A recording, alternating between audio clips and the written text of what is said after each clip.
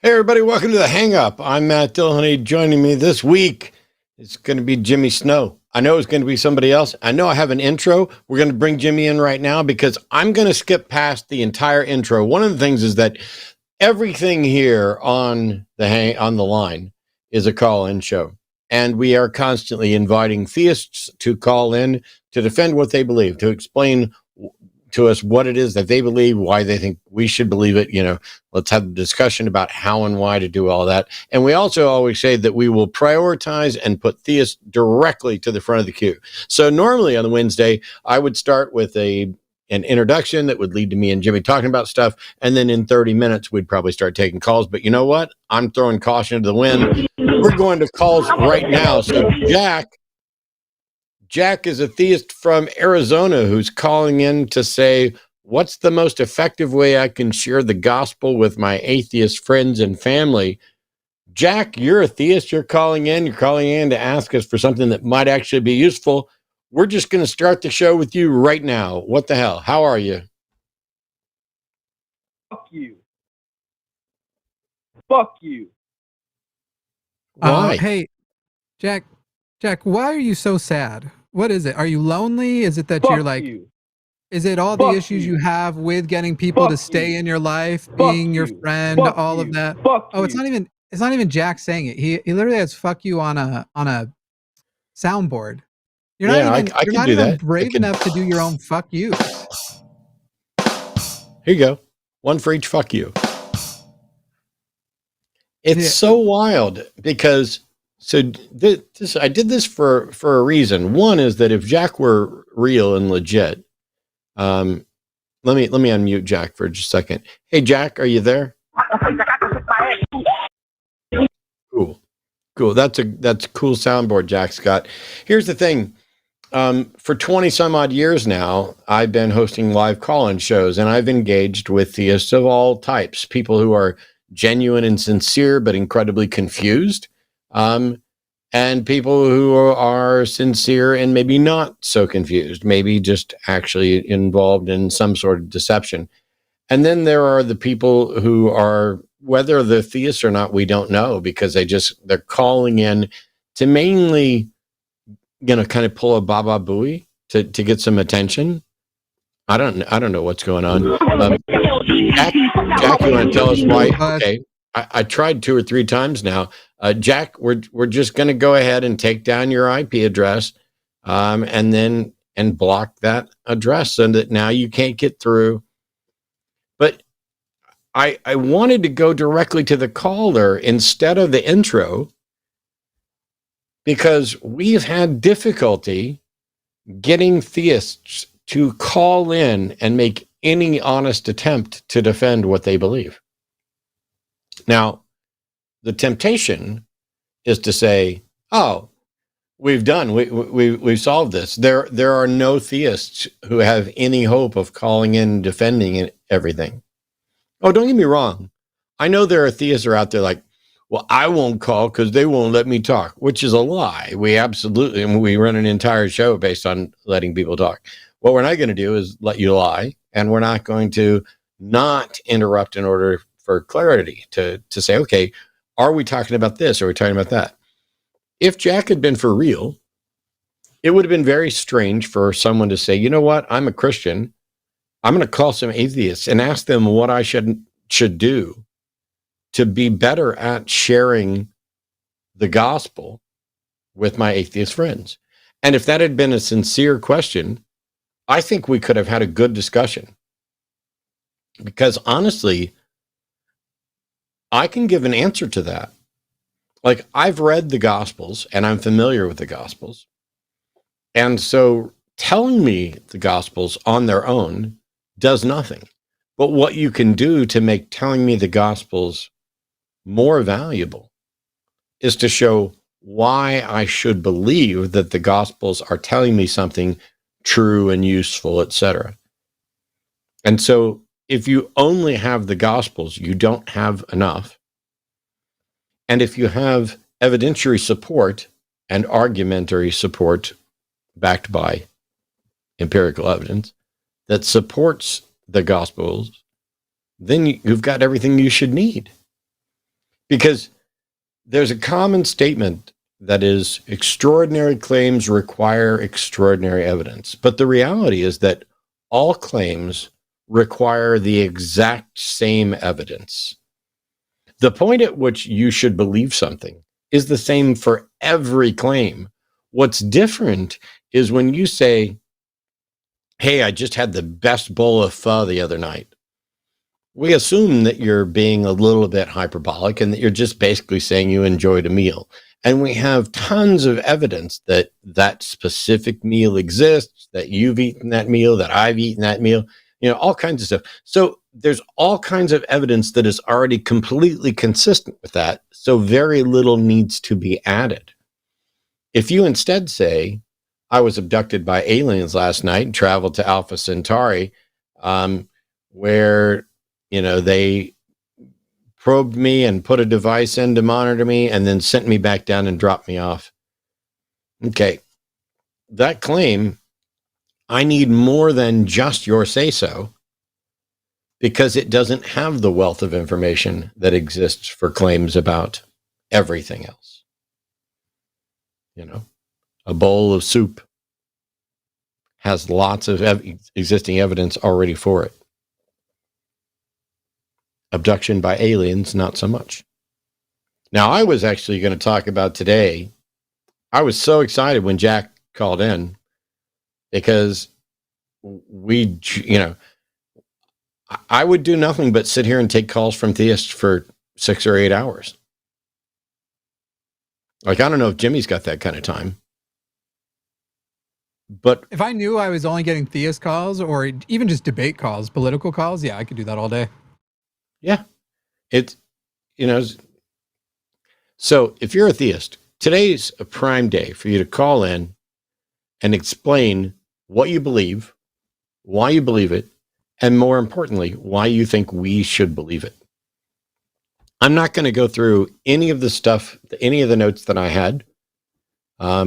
You can call in and talk to us about gods, ghosts, governments, anything else like that. I'm not going to go through what Trump's doing, what Trump's shutting down, the political stuff. If it comes up naturally as we're having conversations, we can do that. But we're just going to go ahead and jump in and keep taking calls. Thanks to what's that?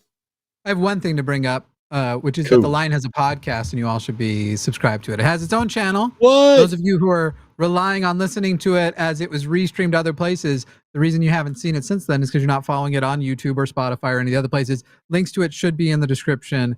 And it's you should follow The Line as a podcast. We don't take calls on that podcast. We're mostly talking about the political realities as they unfold and trying to give you a place that you can listen and hear about it from people who are actually calling it what it is, not pretending we're about to elect a fascist. And then when you elect the fascist, just throw your hands up and go, I don't know what to do, guys. So Jimmy, the Line is a podcast.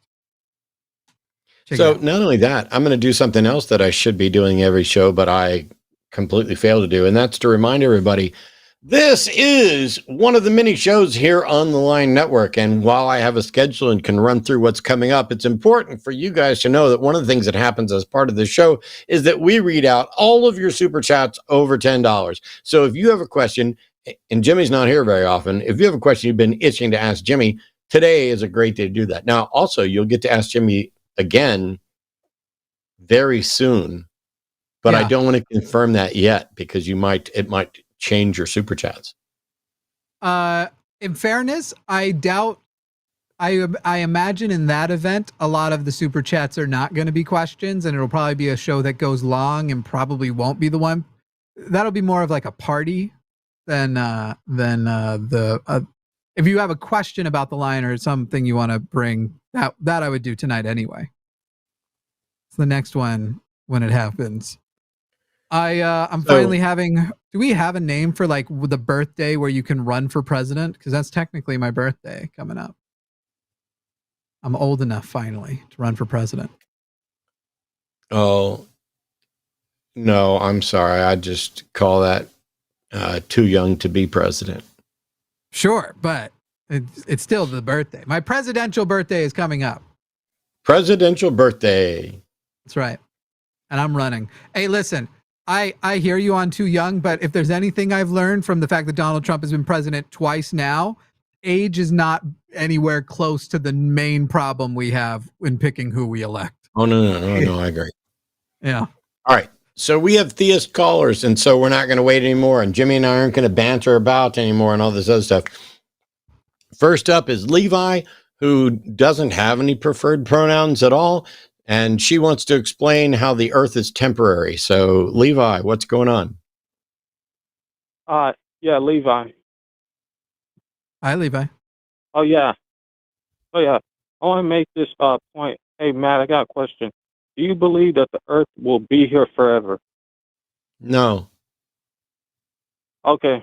We can agree on that. So, okay, me, I am a Christian, but if we're gonna speak the truth, I would be honest to say that regardless if there's something that's created or if it occurred naturally, at some point it's not going to always be there. Like this, even science itself does not teach that the universe is eternal, everlasting, always was and always is. So, Levi, first of all, you asked me specifically if I thought the earth was going to exist forever, and I said no. But science doesn't necessarily make the proclamations that you think it does. And there was a long period of time when we did not have sufficient information to reach a conclusion about either the eventual demise of the universe or its origin.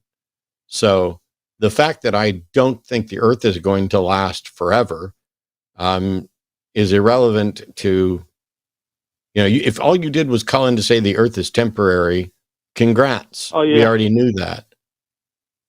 How is that relevant? Science doesn't itself teach anything. That phrase in and of itself was odd. Oh, okay. So what's the point, Levi? Because we agree that the earth won't always be here forever. What does that have to do with any of this? What does that have to do with any? Yeah, I did not have much of a point to make. It's just that. So just for clarity, Levi, you called in at the beginning of the show to say that you're a theist who believes the earth is temporary. Okay. Do you have any interest in defending your theism? Because on the earth is temporary, you might as well have called to say water is wet. Do you want to defend theism? Yes. I mean, regardless of whether or not the earth was created or if it naturally occurred, it's not going to always be here. Yes, we've already established that. You've already said that. I'm asking a different question. I wish you'd answer that question, which is, do you have any interest in defending your theistic position right now? Because if not, we'll just let you go.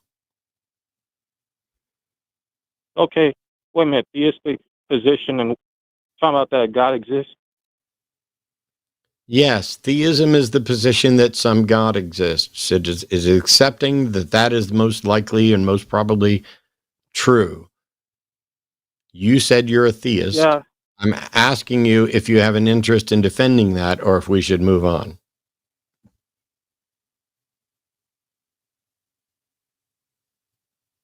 Oh, okay. I guess we can move on. I did not have a whole lot. Okay, bye. Okay, bye. He's probably already hung up, right? Oh, yes. I would have just loved to find out. Whenever people come in with such a shallow point, sometimes it becomes clear pretty quick that even that shallow point isn't well prepared or defined. And so I would have been curious almost to find out what is it, under what conditions does he believe that the earth is going to end?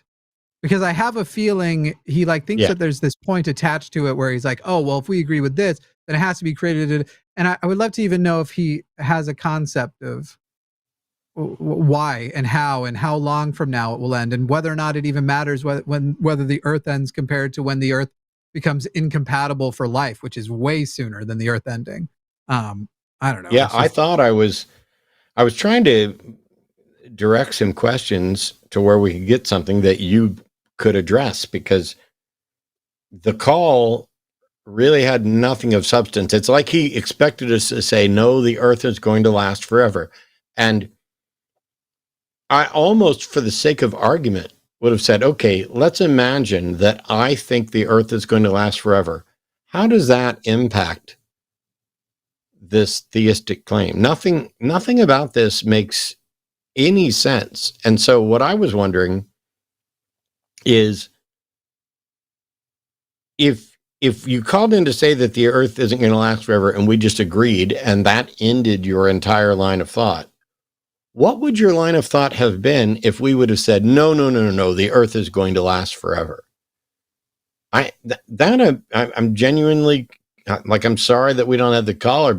On the other hand, don't get me wrong, Levi, you don't have to call back. I do not think it would have been a good discussion. I'm just, I'm kind of like staring at a wreck on the side of the road, but instead of two vehicles, it's a unicycle and a polar bear. yeah. And I'm like, okay, I don't understand how this set of affairs gets to the side of the road. I mean, also, if you wanted to take the Earth and just define which molecules are the Earth, in a way, if he wants to make the eternal argument, we could make the argument of every molecule will eventually break down into like particles and radiation, but those particles and energy is never destroyed. So individually, granted, the universe will expand so far apart that every unit of anything, that's the heat death of the universe, won't be able to affect anything else. But you can make an argument for the eternal nature of the universe in that way, and that all of that energy and radiation will always exist. Yeah, I mean, if we'd have gotten into how do I think the earth is most likely going to cease to exist in any meaningful sense, I can't tell what may happen to it between now and then, but at some point the Milky Way galaxy is going to collide with another galaxy, and I think that the odds are very good that that would cause the earth to essentially cease to exist in any useful sense. But then there's the heat death of the universe, and, who knows? Maybe So I think the earth will exist forever as just a ball of ice floating in the middle of nowhere. I believe we're expected to survive the collision with the Andromeda galaxy, but yes, if some other collision long before then. Well, if we can't stop them, some other intergalactic thing will happen. Planetary, Yep. Intergalactic. That's I'm also exactly waiting to see if this asteroid is going to make contact, and because it's supposed to be a city killer, and it's now a 1 in 42 shot that it's going to hit us, or at least that was what it was last time I saw the news. I assume there's already a plan to bump it. Is there not? I think that they've hired a bunch of oil well drillers and are going to send them up to plant nukes on it. That's the last I heard. All right. We have theists, and some of them are actually calling in to make some kind of attempt to demonstrate God. So, for example, Plume is calling from New York. I don't know what's up with your phone, your audio there, Plume. We're getting a lot of background noise. Hello? Plume, fix your background noise. What the fuck? Okay. Plume, you're either going to fix your background noise and speak to us right away, or I will be hanging up on you.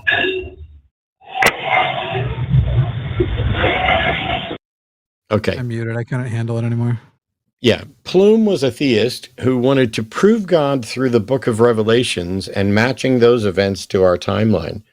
Plume, if you call back, first of all, let's, step out of hell, because it sounded like you were in hell with all the background noise there along with it. And Hell, Michigan. What I'd really like to know is, considering the book of Revelation does not mention a single specific modern thing that you can identify without interpreting and doing it post hoc, I don't know how you can connect anything in Revelation to what's happening now. But let's assume for a second that there were let's say there were 3 claims in the book of Revelation that were very clear, and all 3 of them had come true. How would that in any way prove God? It wouldn't even prove that the author of Revelation knew these things were going to happen. So it also wouldn't necessarily confirm that they were making a prediction that they expected to come happen. But let's assume that the person writing Revelation was in fact making a prediction and it came true. You still have all of your work left to do, because you have to demonstrate that the reason the Bible was able to make a correct prediction is because there is a God who relayed that information to somebody. Hopefully that's clear. I just want to test something, but I'm hoping we can take line 6 next. But first, I need to message something to Arden. Sure. Are you? I don't know if you have the Discord thing up. But Arden, have you seen the note I sent you? Yes, I've got it set. You're good. Okay. All right. Cool. Here we Is that go. okay if we take that one? Yep. Jordan, pronouns are he, him, calling from Utah. Jordan's a theist. It says, if Jimmy really doesn't care about being a member of the LDS church anymore, does he know he can petition for his own excommunication? He should put his money where his mouth is and leave the church. Weird. Jordan, is that something that, like, if I was a member of a church and I didn't petition to get my name removed, does that mean that I secretly don't want to leave the church?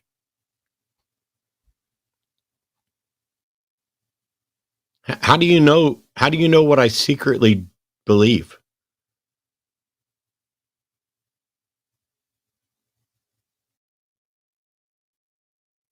Hey, guess what, Jordan? Hey, Jordan, guess what? Guess what, Jordan? I knew you were full of shit. Nobody heard your shit. I know how to spot you assholes now. Oh, was that worth all of it? Literally none of that went out to anybody but Max and I. No one hears it. No one hears it. It's funny that I'm going to mute, but Jordan is playing audio. We're aware. Nobody out in the world can hear Jordan. Yep. We can hear the audio that Jordan is playing. It's a bunch of bigoted, transphobic crap, because Jordan is afraid to have a conversation with grown-ups. We want to try again, Jordan? Okay. So every time I unmute Jordan to ask Jordan if he'd like to participate as a grown-up, Jordan just keeps playing the same clip over and over again. So congratulations. Well done. None of it got on the air, buddy. I'm sorry that you wasted 1 minute and 43 seconds of my time, but it's wild. I go back to the question that I asked at the beginning.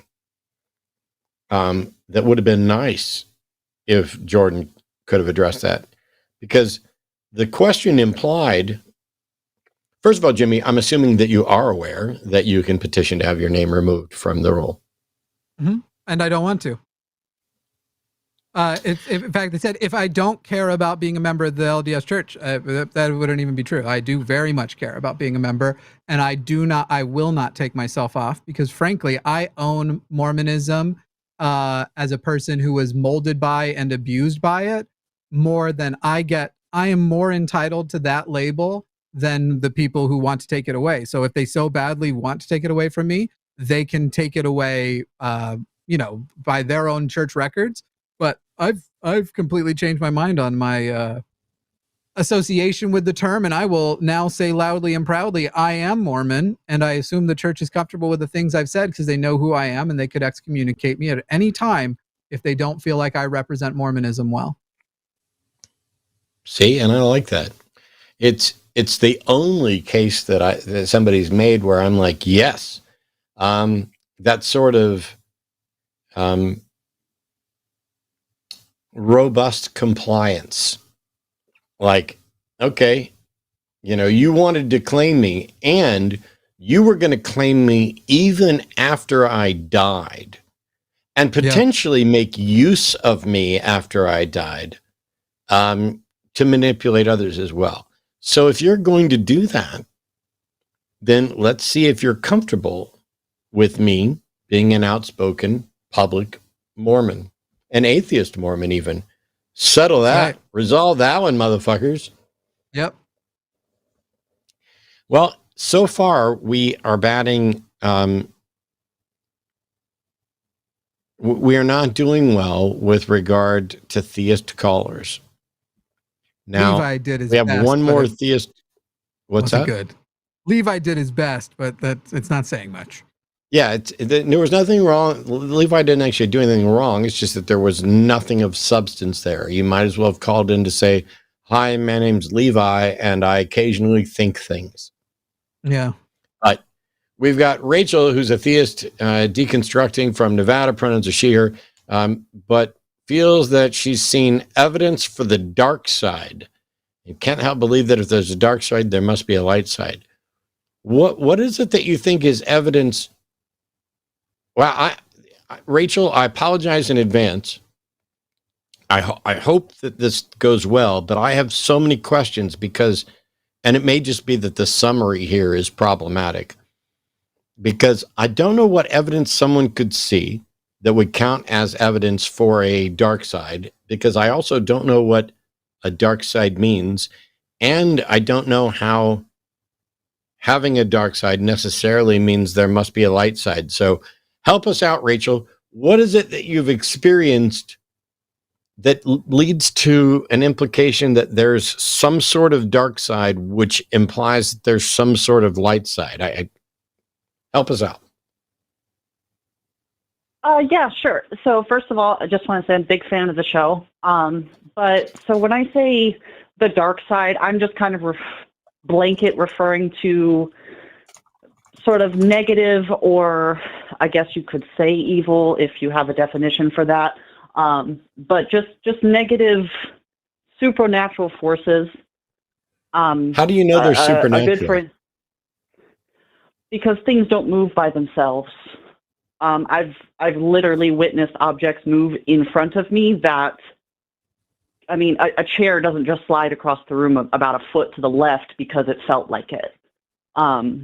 Okay, now, so you are already describing something that I think we should like to get more details on, because it sounds like you're saying you witnessed a chair move 1 foot to the left, and that you've concluded that the chair didn't do that on its own, and therefore there's some supernatural explanation. How did you rule out other natural explanations? Yeah, so, I mean, I ruled it out simply because, I mean, there was nobody near the chair. I certainly didn't move it. There was no, incline or decline that would have made it roll or move. It wasn't on rollers. It just simply, in a house that I knew to be haunted, because I do believe in the supernatural in that aspect, just because of these sorts of examples that I have witnessed, objects moving, that I see that. The problem here is that I'm asking you what you did to verify that it was in fact supernatural, and your answer is, well, I believe in the supernatural and I couldn't think of any other explanation. Yes, I mean, you're dead on there. I'm not going to try to bullshit you. That's exactly what it was. Is I tried to look for any logical reason why it would have done that. There wasn't one. So to me, it just made sense to say, well, that has to be something I can't see doing that. Wow.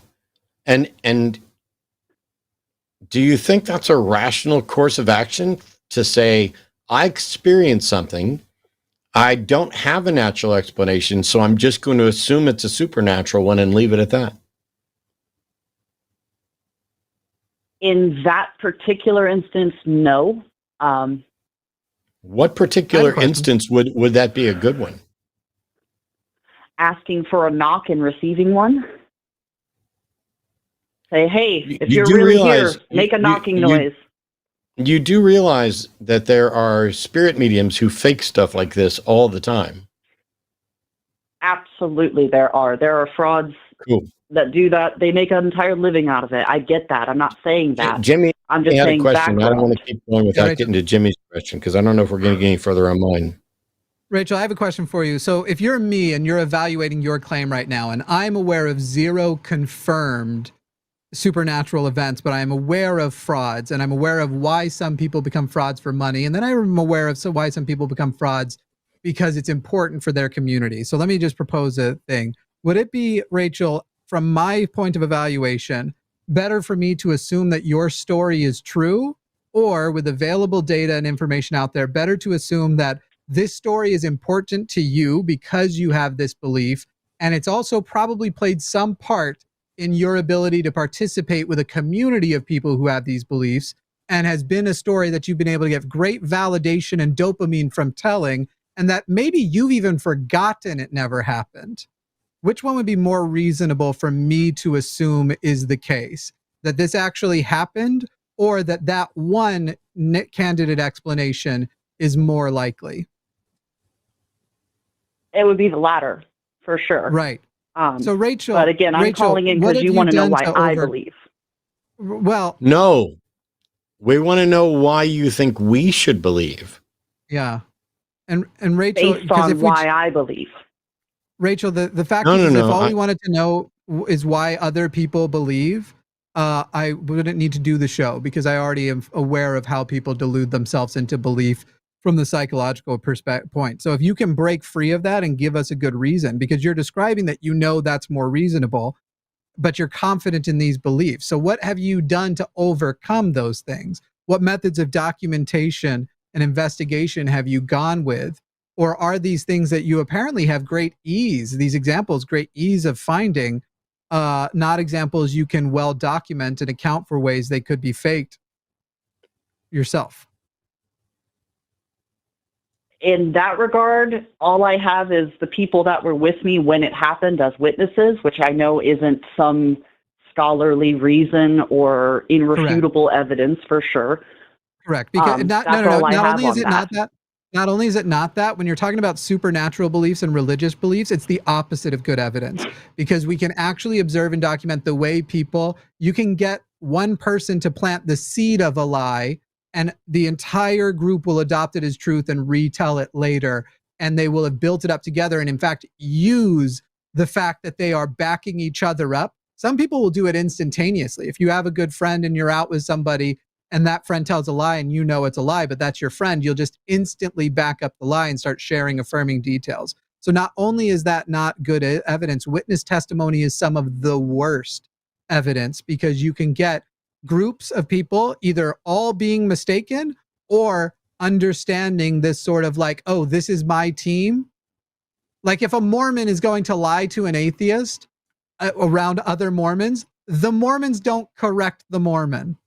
They back the Mormon up. That's the kind of shit that happens all the time, Rachel. So you're right that witness testimony, not only does it not mean anything, the fact that is what you're saying to me is the better evidence you have for this experience you can have on repeat but haven't documented, that's the height of your evidence, makes me think more that you are in fact a fraud too. So I do appreciate that. And I guess what I should get to is you're right, Matt. The description was a very, very broad description. And I told the descriptor, it was a good one because it was the best that could be given for what I described. But it's not what the it best. Really is it's not that it could be given for what you describe, because saying I don't know was more accurate and more honest than reaching a conclusion. But go ahead and finish. I was just going to say, pretty much I'm at the stage where, honestly, I don't want to believe anymore. Which is irrelevant. Causing much more problems. You need to figure out that what you want is irrelevant, and that You are either convinced that something is true or you are not convinced that it's true. And if you are convinced by reasons that you recognize are not rational, then you need to take an inventory of your mind and say, why is it that I'm sitting here believing something that I know to be irrational? How can I possibly continue to believe something after acknowledging that it is irrational to believe that? Yeah, Rachel, frankly, when I'm listening to you give argument after argument and I'm going, holy crap, I just recognize all these arguments as the types I used to participate in when I was younger. And as we've sat here and asked you for evidence, you first heightened it with, again, a terrible form of evidence. And now you've made it an emotional appeal. It's actually causing me problems to believe this. So I don't want to believe it, which is something that lots of believers think is a good argument, but it isn't. If anything, I think it's the opposite. You are describing your attachment to things you can't explain and that you're still explaining them anyway. If anything, I would say you do want to believe it. And that motivation is made clear by the fact that you are continuing to, despite supposedly acknowledging you can't explain it. You know what? Yeah, that's exactly right. These are the beliefs that I was unfortunately raised in, and I think that has a lot to do with this kind of ingrained belief, rational or otherwise. And yeah, I won't waste any more of your guys' time. I appreciate it. I really do. I'll definitely take that inventory and hopefully be better. I think that the inventory you need to take is, sorry, go ahead. No, you're fine. Then the inventory you need to take has to do with honesty, Rachel. And it's a really uncomfortable one for people who a lot of people value truth, but don't recognize where they're coming short with honesty in their own life. And I'm not even saying you sat here and you lied to us. I think you lie to yourself the most, which was my own problem with religion.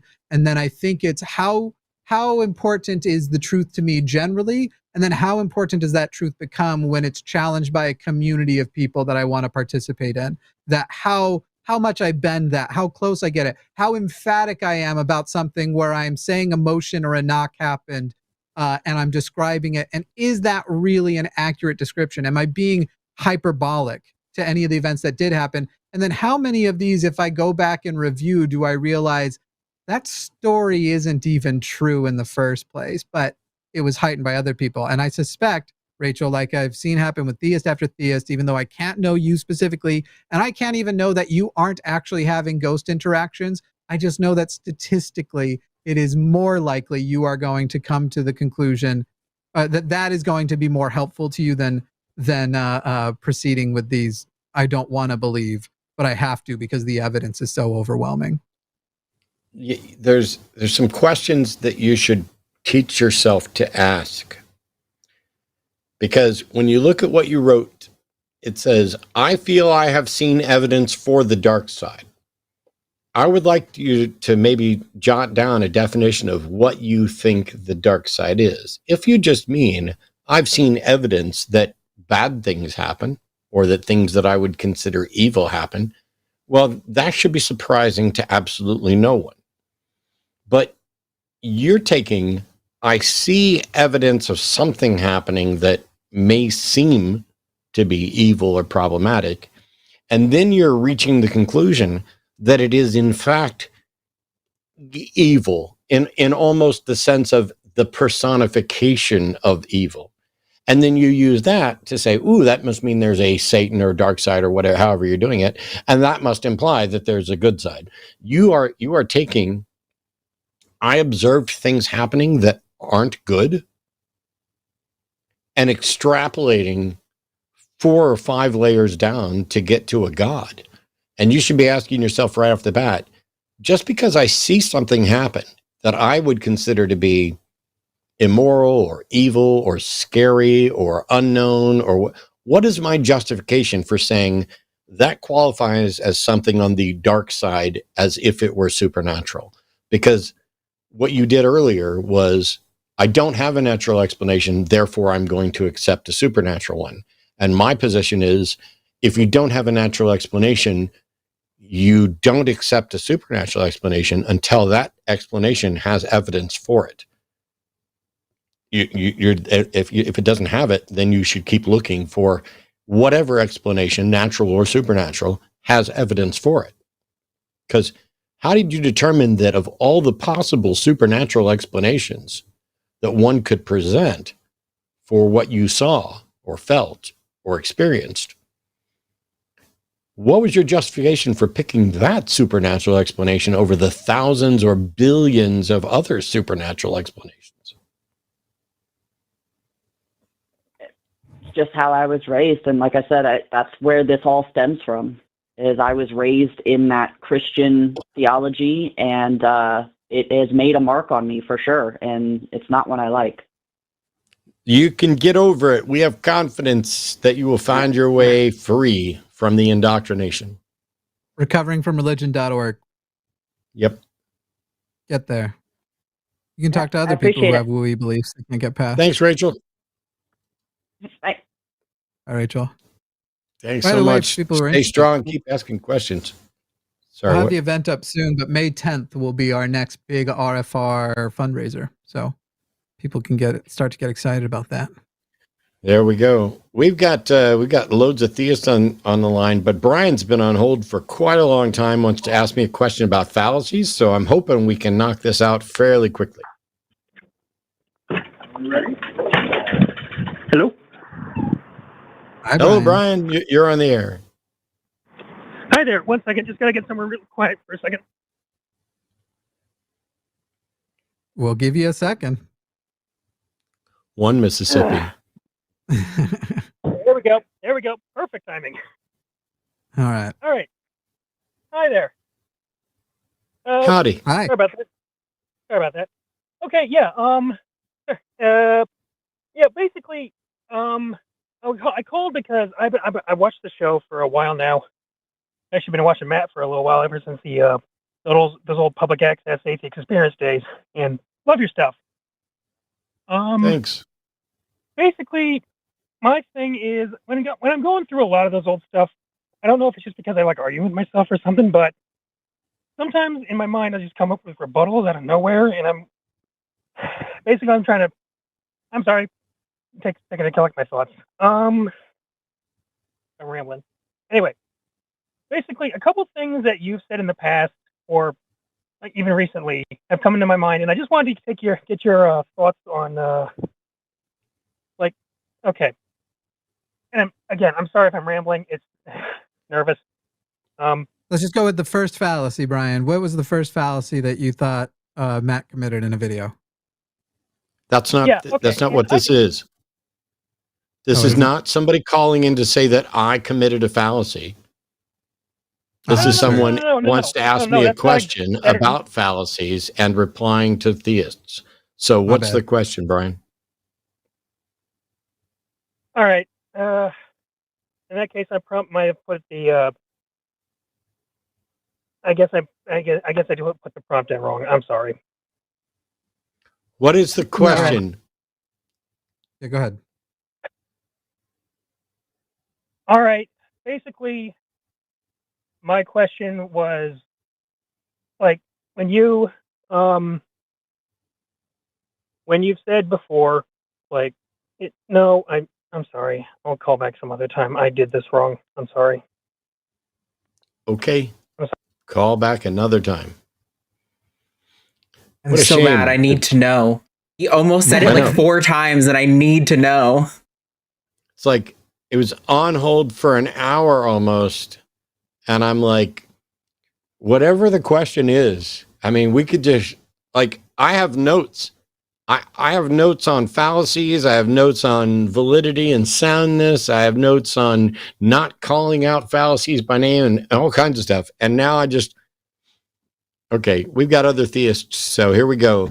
Laurent is calling from Australia. Pronouns are he, him, wanting to ask something about whether atheism leads to the conclusion that doing evil is right. So Laurent, the short answer is no. Atheism is the position of not being convinced that a God exists, and it does not lead to any particular position on evil or good or right or wrong. So What led you to this question, and how can we help? Yeah, hi, Matt. A pleasure. Watched some of your debates and shows. You're an absolute legend. So the reason I came to that conclusion is just through, I think, from more philosophical stand. Obviously, I think you've already heard many times that atheism doesn't have morality and so on. Usually, the common rebuttal is that atheism creates it. The morality is created. It's not universal. It's something as a society you create. And the same way as nihilism is sort of to say that there is no meaning in the world, but the individual creates its meaning. Is that correct? I'm so confused now, because your question was about whether or not atheism encourages people to do wrong. And now you're asking me questions about atheism and nihilism. So let me answer this question again, which is, atheism is a position on whether or not you're convinced that a God exists. That's it. There's nothing more to it. It doesn't tell you about morality. It doesn't tell you about nihilism. It doesn't tell you about anything at all. Mm. So yeah, that is true. That is true. I guess I'm making that supposition because this is usually the position of atheists that we usually encounter in debates, or that usually those that atheist intellectuals usually fall into that category, if that's correct. I don't need you to tell me why you came up with whatever question you came up with. Right. I need you to ask the question that's going to get you the answer that is fucking relevant. All right. Okay, so my argument is that if there is no absolute moral code, as I understand it, usually this is the position of atheists, as you say. If there is no God, there is Christ. Not an absolute. Can you stop? Yeah. Can you stop with this? Usually this is the position of atheists, and just talk to the two of us who are actually fucking here, instead of trying to create a straw man and argue against people who aren't even fucking here. Could you just have the conversation with us, please? Yeah. Okay. Laura, there's no need to get angry. I actually don't I don't actually respect the intellectual positions of most atheists. So I don't care what you think atheists usually believe anyway. Just let's talk about some fucking point without you mentioning what some other atheist said, because I do not give a fuck what other atheists say.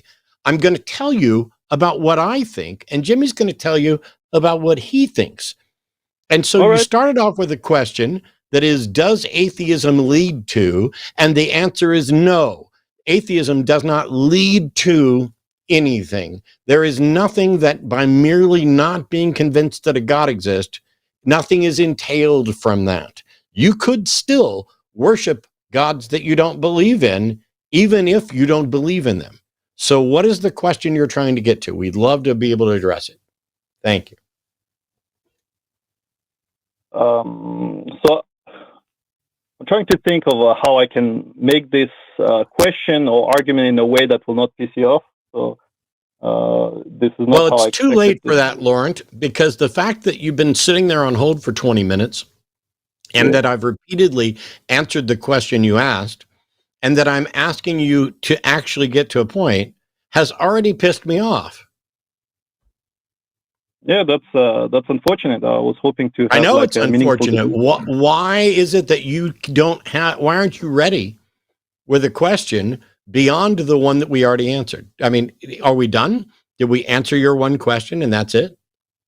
Well, look, I'm trying to argue that without the belief in a God, it leads to essentially a position where your own meaning in life is the priority. So when you make your own meaning as your priority, because there is no higher meaning, yourself is the highest meaning. So that is usually how we see history. What's wrong with that? History, and there's nothing wrong with that. What's wrong with that? Like, there's nothing wrong with that. But I'm coming to my point that essentially, hang on. Hang on. So you just said that without belief in God, your meaning becomes the priority, and there's nothing wrong with that. So what's the objection? The objection is that, in fact, if you create your own meaning in life, that meaning can essentially be what is viewed by the majority as wrong, as evil. So we've seen that in history. People have ambition, self-interest, and yes, I might establish a meaning or purpose to my life that someone else might consider immoral. So what? Yes.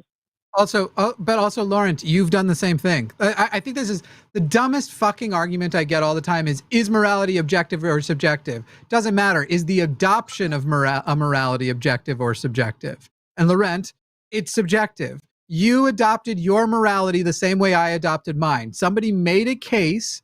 It was another human. You consumed it in some way and went, this is the one that makes the most sense to me. And it's changed over time, but as I've learned more or learned less, this is how mine has changed or not. So there is no difference between you and I in the thing that you're arguing. There is. At the end of the day, you still chose a morality, but you are allowing them to set the rules, the people you've chosen and gone. But there's not a difference in you can unchoose it if you want. You can become a secular humanist tomorrow if you like. There's no objective force making that the morality for you. You came about it the same way I came about it, but mine was much more well-reasoned and needed way better justification.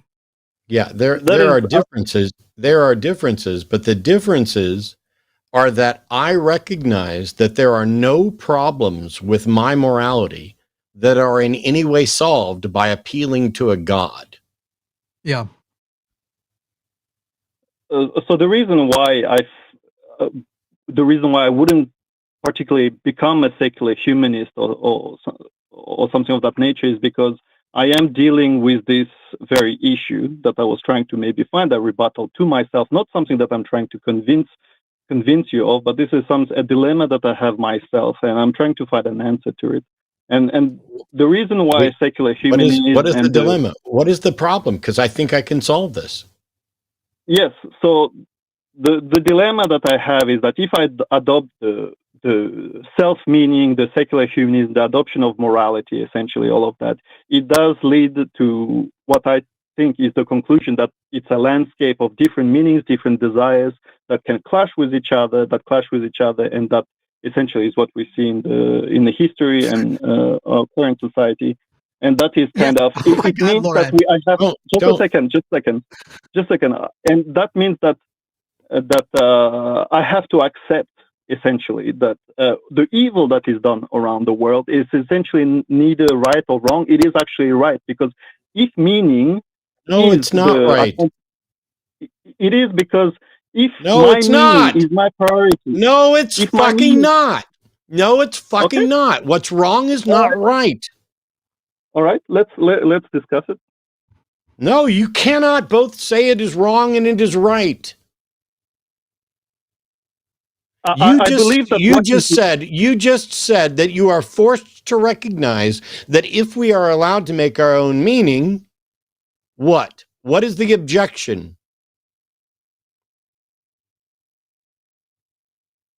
All you objected to was that it's complicated, that you're going to get a lot of different opinions. Congratulations, that's reality. The issue then becomes, how do you tell which of those positions lead to a better world and which lead to a worse world? And so we can start really simply. Laurent, does it make the world better if we encourage people to kill each other? Or does it make the world worse if we encourage people to kill each other? It makes the world worse. Does it make the world better if we discourage the indiscriminate killing of people? Yes, it makes the world better.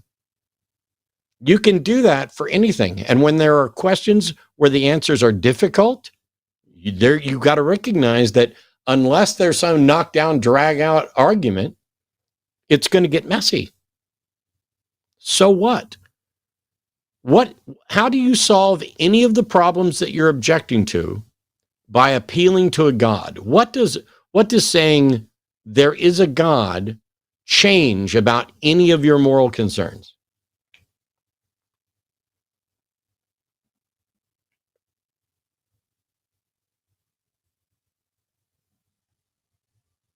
Hello? Am I still on the Laurent, show? have you left? I hear you. I just don't It's hear a web Laurent. caller. You might need to tap Touch his your phone phone, again. Laurent. Oh, yeah. You may have to tap your phone to wake up your phone and then tap the browser to wake that up too, because we can't hear you right now. So I'm the excited. question is, yes, There we go. the question is, Yeah. how does appealing to a god solve any problem you've raised or would raise about morality? What does appealing to a god solve? Just to come back to the point, so you mentioned that essentially what we should I adopt. just fucking asked you a direct fucking question, and your response No, is to but I ignore didn't- that I didn't direct have fucking. Your response is to ignore that direct fucking question and try to redirect.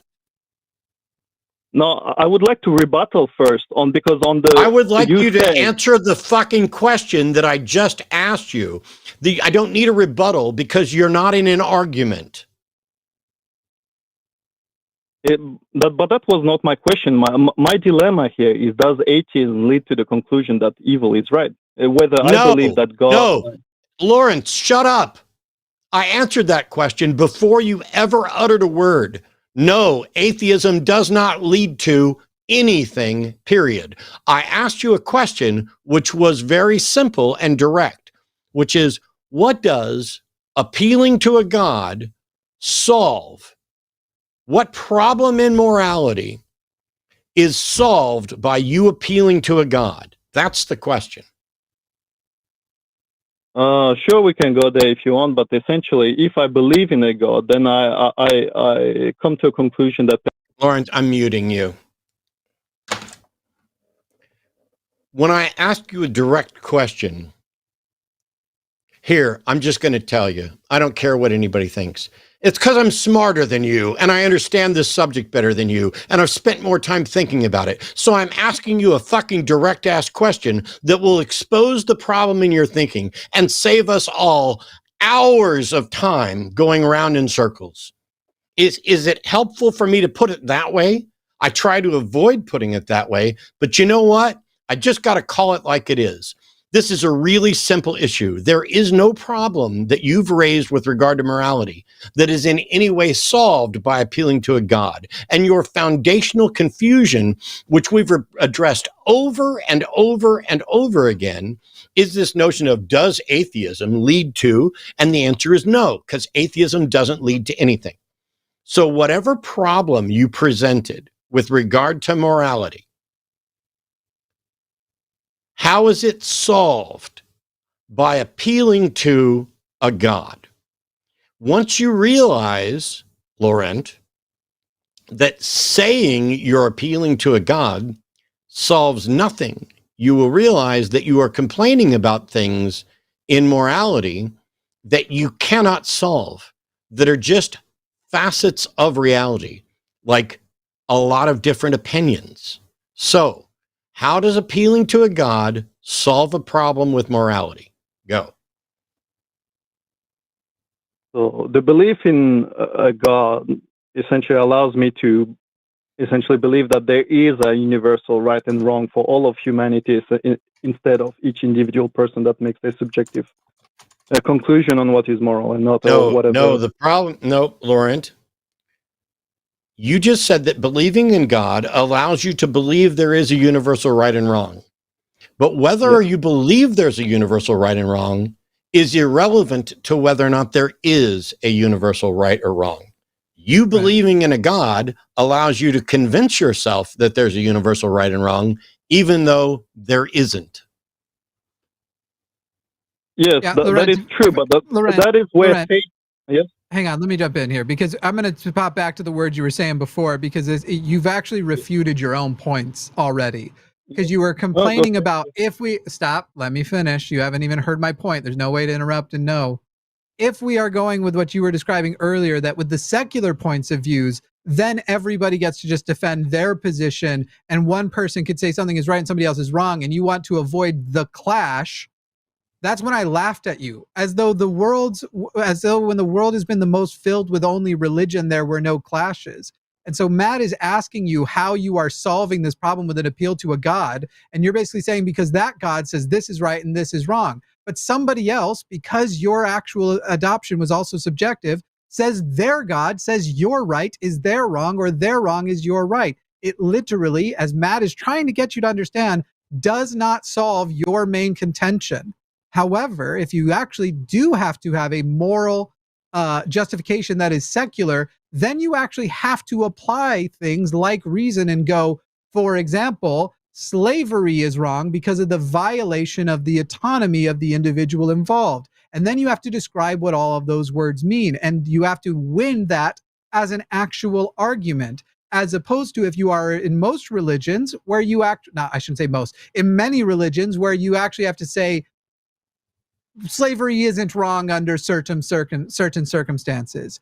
Your clash opposition is literally the basis of wars happening now and many clashes over the years. As Matt has said, it doesn't solve anything to add a God to it. In a lot of ways, it holds people back, because you will notice that nations that actually adopt some form of secularism, that have high happiness indexes, have independently come to roughly the same set of moral guides that affect their laws. And yet, with the religious governments, it's completely different, because it's according to the whims of those who take power. It's even worse than that, Laurent, because what you're doing is looking at morality, seeing some problem, and then trying to find a way to solve it. You're not advocating for a God existing as a necessity to some facet of reality. You're arguing that belief in a God gives you comfort that there is some absolute standard of right and wrong, even if there's not. And if there's not an absolute standard of right and wrong, then every second you've spent advocating for a God for morality is actually you engaged in self-deception and dishonesty. Instead of looking for an excuse to keep believing in a God and not having to think about the difficulties of morality, give yourself permission to be honest and assess the situation and say, you know what? Maybe there is no ultimate, universal, non-arbitrary, passed down from on high, right or wrong. And yet there can still be, in much the same way that you can make good moves and bad moves in a game of chess, even though we invented it and the rules could have been anything, there are good moves and bad moves in that. Similarly, there are good moves and bad moves in life. And a really bad move in life is to go ahead and say, you know what, I'm gonna believe in a God because it provides me with comfort that there is universal right and wrong, even if there's not. You're basically saying you're willing to lie to yourself because it feels good. Okay, I wonder when I'll be able to talk, but it's difficult to make a point. You'll be able to talk. You'll be able to talk, Laurent. You'll be able to talk exactly when I stop talking. And you started by saying, "I wonder when I'll be able to talk." See, that's when you would be able to talk. And I would have allowed you to continue talking if you hadn't decided to be such a whiny ass about it. How am I being a whiny ass about it?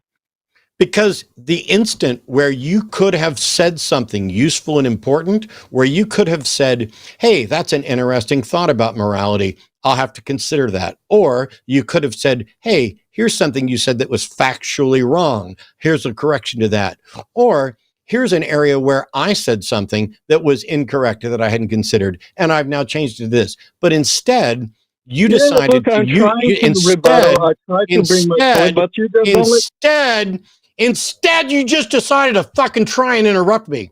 Instead of doing any of those things that are what a decent, reasonable person would do in an actual conversation, you decided to do a passive-aggressive stroke of, am I allowed to talk now? Well, guess what, motherfucker? You're not allowed to talk anymore today. Call back some other time when you learn how to think about what was said and respond by saying, thank you for engaging my topic. Thank you for letting me know that I didn't have to sit here and invent a fictional God to give me fictional comfort, that there's a fictional universal right or wrong, and that I could actually reconsider, and evaluate things with a goal of going with the truth and going to where the truth leads, rather than whining like a little bitch instead of engaging in honest conversation.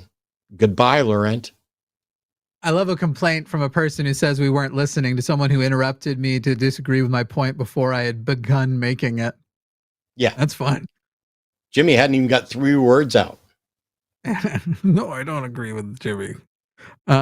We just gave you a thorough lecture on both the foundations of morality and your confusion about what atheism is, what it's not, what it implies, what can be inferred from it, what necessarily follows. But you weren't actually interested in actual reasonable conversation. You were interested in your time to talk and whining about, is it my turn to talk yet? If you understood how conversations work, you would have known it was your time to talk, and you would have known that the best thing you could do is say, wow, thanks for making points I hadn't really considered, because it's very evident that you have not considered those. I don't even need the capitulation, just acknowledgement that you even heard it. Yeah, that you weren't just sitting there waiting for your turn to speak the whole time. Johan in Texas, for some reason, has no preferred pronouns and a baby crying in the background.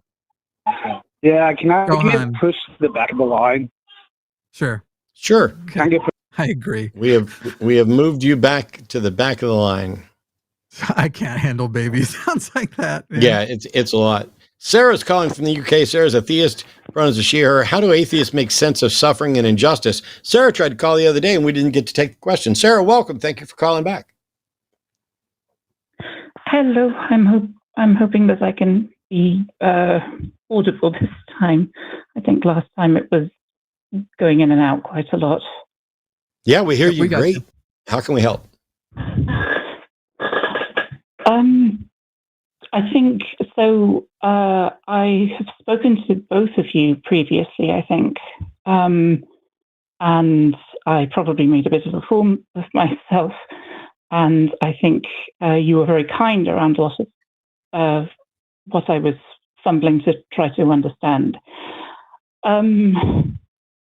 So you asked me at one point whether I cared whether what I believed was true or whether it was what was comforting. And I think my sort of gut instinct at that point was to say, well, of course I care about whether it's true. And at the same time, I think actually that's a harder question than I had understood at the time, or thought that there's a lot that, especially recently, I realized that there is a lot that is comforting, and it's difficult to separate that from the idea of truth without being analytical about it in ways that I haven't really. What's wrong with being explored. analytical? Nothing. It's that I haven't undertaken that work in this. I mean, there are still a lot of things which I think I talked about personal experience around things, but what I didn't talk about was the sense of the extent to which it is under certain circumstances, there is a tendency to lean very heavily on faith. I think one of the things that has come up a lot recently for me has been thinking about the situation in Palestine. And when I think about before things went, I mean, for a while we were seeing footage of children in hospitals, and it was very comforting to think back, to think about the fact that, just over 2 millennia ago, there was another little boy in the West Bank who No, there wasn't. made sense. Or perhaps, yes, I acknowledge that for me, made sense of suffering of that sort. And it's very difficult to get to the stage of, it's difficult to confront the idea that there might be those children, their lives might essentially be, for much of it, the very young ones, the babies and so on, just suffering and then death and then nothing. Yeah. And I realize how does that make sense? How does that make sense in a world with a God? I think for me, there was a suggestion that they would have something afterwards, which would mean that they could, that would. So are you suggesting that the purpose of their life, was to be born and suffer and die brutally so they could go on to an afterlife? And you're okay with that? I think framed in that way, it's. What other way should we frame it? I'll try. Let me try to that model, because that model has a God creating a world where babies are born specifically to suffer and die horrendously.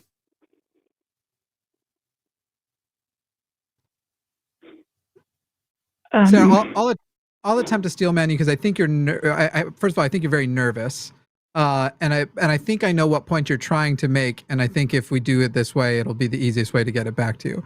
I think what you're saying, Sarah, is essentially you look out at a world that is tremendously awful. It's filled with suffering, and like these recent events in Palestine, you have difficulty seeing why you would want to let go of a belief that at least makes those types of things livable. That you can go, yes, all this suffering is happening, but I believe in this benevolent creator who is going to make all of that right even after the suffering, and that it kind of helps you go about your day not dwelling on the stuff that's happening there. Is that pretty much accurate?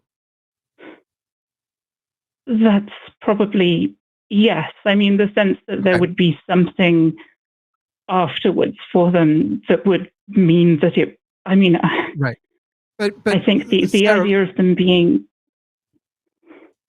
Remember your first thing that you brought up was that we talked about, are you doing it because it's right or for your own comfort? And you're describing doing it for your own comfort, not for their comfort. Those babies are dead and either God exists or doesn't, right? Those are the options. They're dead and they either did suffer and God exists or doesn't. And so for your comfort, you can adopt that. But let's just think about a world where we don't adopt that, where we discourage adopting that because there's not good reason. Is it possible that a world which recognizes that suffering and death is actually an evil thing to do to other people, is it as easy to imagine a conflict like Gaza if you had a world full of people who were not religious and were not having an easier time, even those who are not in the conflict themselves? The conflict itself is obviously a religious-based conflict, but outside of it, perhaps if more people had to uncomfortably reason with the fact that their taxpayer dollars are killing those kids and causing their life to have no extended meaning, no extended purpose. They are taking away that child's future, and that we are all complicit in it. Is it possible, maybe even probable, that might lead to a population of people who are forced to care now because they recognize that they are complicit in other sufferings? And is what you're describing perhaps actually an evil that comes out of religion that teaches people to be content in their own complicity with the suffering of others? I think that's that is a point that I certainly need to think about. I'd hope so. Do you think so, Sarah? It's go ahead. Oh, sorry. I mean, No, go ahead.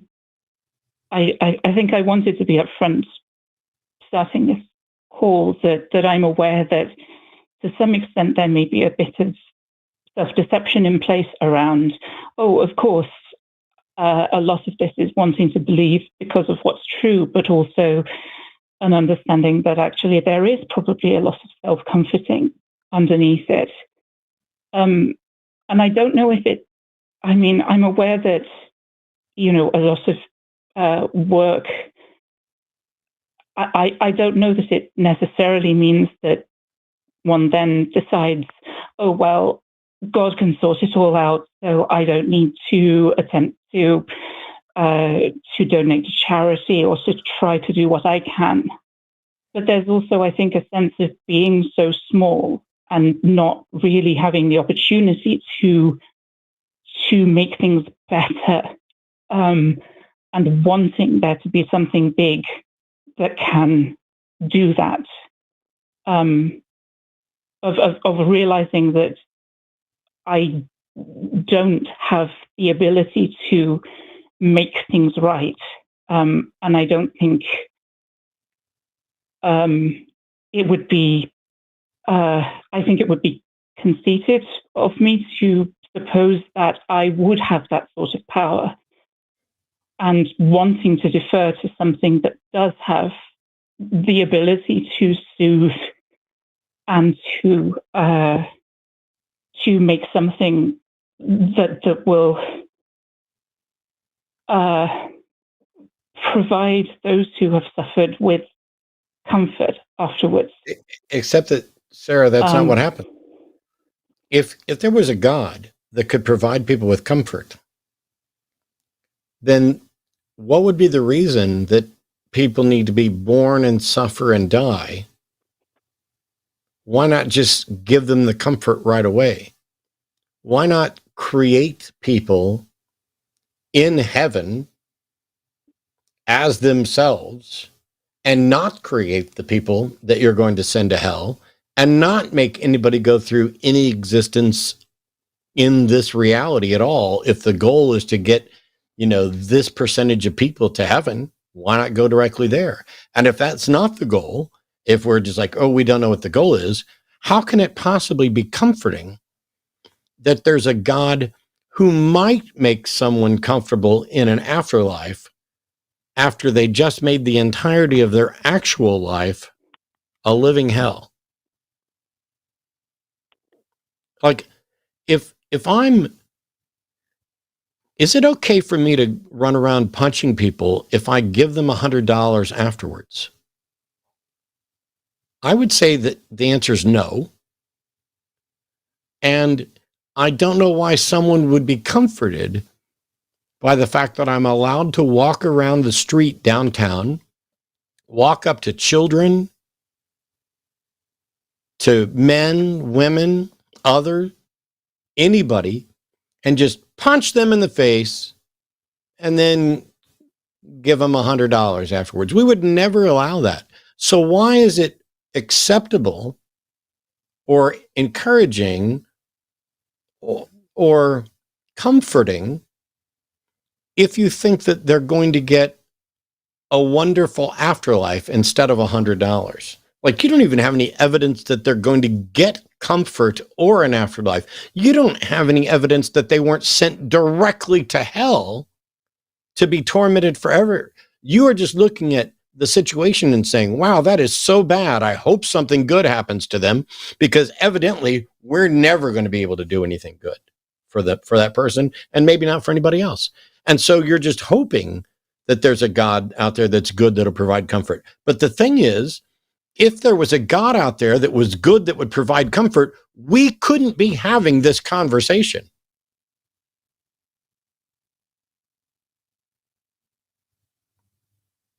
So the God that you're hoping for to bring you some comfort in a world where children are tormented and die, that God definitely does not exist.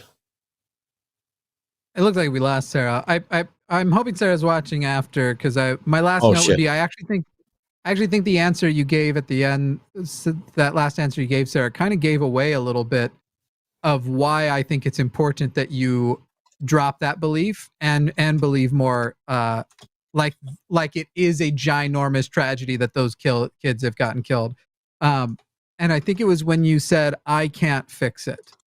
And sure, on a broad sense, you as one person can't wave a wand, but I suspect that that's what a lot of people feel. So they don't even try. They don't even begin to try. They don't, not only do they not look out for opportunities, when opportunities present themselves, they may be more comfortable just going on their way, being the bad Samaritan, not the good Samaritan, if we're going to go with the Bible option. That it's easy to just be like, well, I could, either donate here, or I could make a different choice about what companies I support, or just little things, participating in some way. And I actually think that the comfort a person gets from taking action, that even though there's so little you can do, you're doing something, is more meaningful than the comfort a person gets from, God will sort it out, so fuck them all. I reject the idea of, I wouldn't be here if I thought there was nothing we could do for Gaza. There was nothing we could do for humanism. There's nothing we could do for having a better world tomorrow. That's the whole point of this channel. And I don't think that we're special in some way that we can do it and you can't. It'll just present in different ways. So it makes me sad to hear that religious people are going with, well, I want to keep it because I can't help anyway without keeping it. And it makes me feel better because I'm not doing anything to help. Find ways to help. Doesn't have to even be on that one specific thing. If you can't truly do anything for people in Gaza, there's nothing you can do. Do something for somebody local. Go volunteer at a shelter, whatever. Do something for somebody who needs a sandwich, or somebody who's needs socks, somebody who's homeless, anything. If you do what you can to help where you can, and if everybody does more of that, then there'll be less that we need to help with. But anyway, we have it's copyrighted. You got to stab it. Yeah, I knew we needed to check that one, but I didn't make them do it. I had them check a different call, but I just knew it. It's all right. It won't be an issue. It's unfortunate that Harry here in Texas, it probably isn't in Texas, considering that your website maps to Ashburn, Virginia. Harry said, knowledge needs a base, and only God can be that base, thus God exists. The problem, and I'm going to leave you on hold so that you have to listen to me, Harry, or whatever your name is. The problem is that while you aren't taking any of this seriously, the rest of us still can. And so, for example, there's a couple of different usages for the term knowledge. So, for example, if I know that the note A is 440 hertz, it does not matter that that is a convention that we invented. Like, there's nothing about the note A that said it needed to be 440 hertz. As a matter of fact, at different times and in different areas, A has had a different frequency. Now, I know both that A equals 440 hertz, and I know that we, by fiat, declared that to be the case, and that it could be differently. So the foundation that Harry would be talking about, if Harry were reasonably intelligent, but he's not, the foundation is what allows you to know anything at all about anything. Not just, I'm aware that this happened, but I'm aware that this is true, that I have good reason to believe that's true. The presumption is that it's because there's no problem or no solution that we have to the problem of hard solipsism. You have no way of showing the reality you experience is in fact the real reality. And so you just, as a matter of pragmatism, have to begin by saying, I have to assume that the reality that I experience is real, but there are things within that reality that may be deceptive and illusion, etc. If you want to say that you can trust your senses because there's a God who serves as a guarantor for those senses, you have just engaged in a an untestable, unfalsifiable, unsupported assertion that does not actually solve the problem, even if you were right. But you can't demonstrate that you're correct. You have to first begin with the same assumption the rest of us do, that you have access to knowledge, and to whatever extent you can have access to knowledge, the existence of your God is not accessible as a knowledge claim. Sorry. Whenever I see, like, but thanks for calling in for the YMCA thing. Same dude, trolling, whatever. Email me, dude. I will give you, I was just thinking about it, and I realized, I was like, the guy just can't get women to talk to him. Email me. I'll give you tips. Like, I get it. You're frustrated. Women won't talk to you. You're repulsive. You're a shitty guy. Well, my tips are going to be about being a less shitty guy. But like, you know deep down in your heart that you're the reason that you don't really have meaningful relationships and friends. You know, like, you're the person, you're the problem. And this is the way you distract yourself, when like most of the stuff you put on tonight didn't even actually make it onto the air. And yet you did it again because women won't talk to you. Like, that's at the end of the day. And you blame them and you think they're the problem and all that kind of stuff. But fundamentally, you wish women would talk to you. So just like, dude, send me an email. I'll help you out. Or just keep doing this. Keep having this sad. I know you're not happy. This isn't just bringing you joy. Make sure you email Jimmy, because I won't help you out.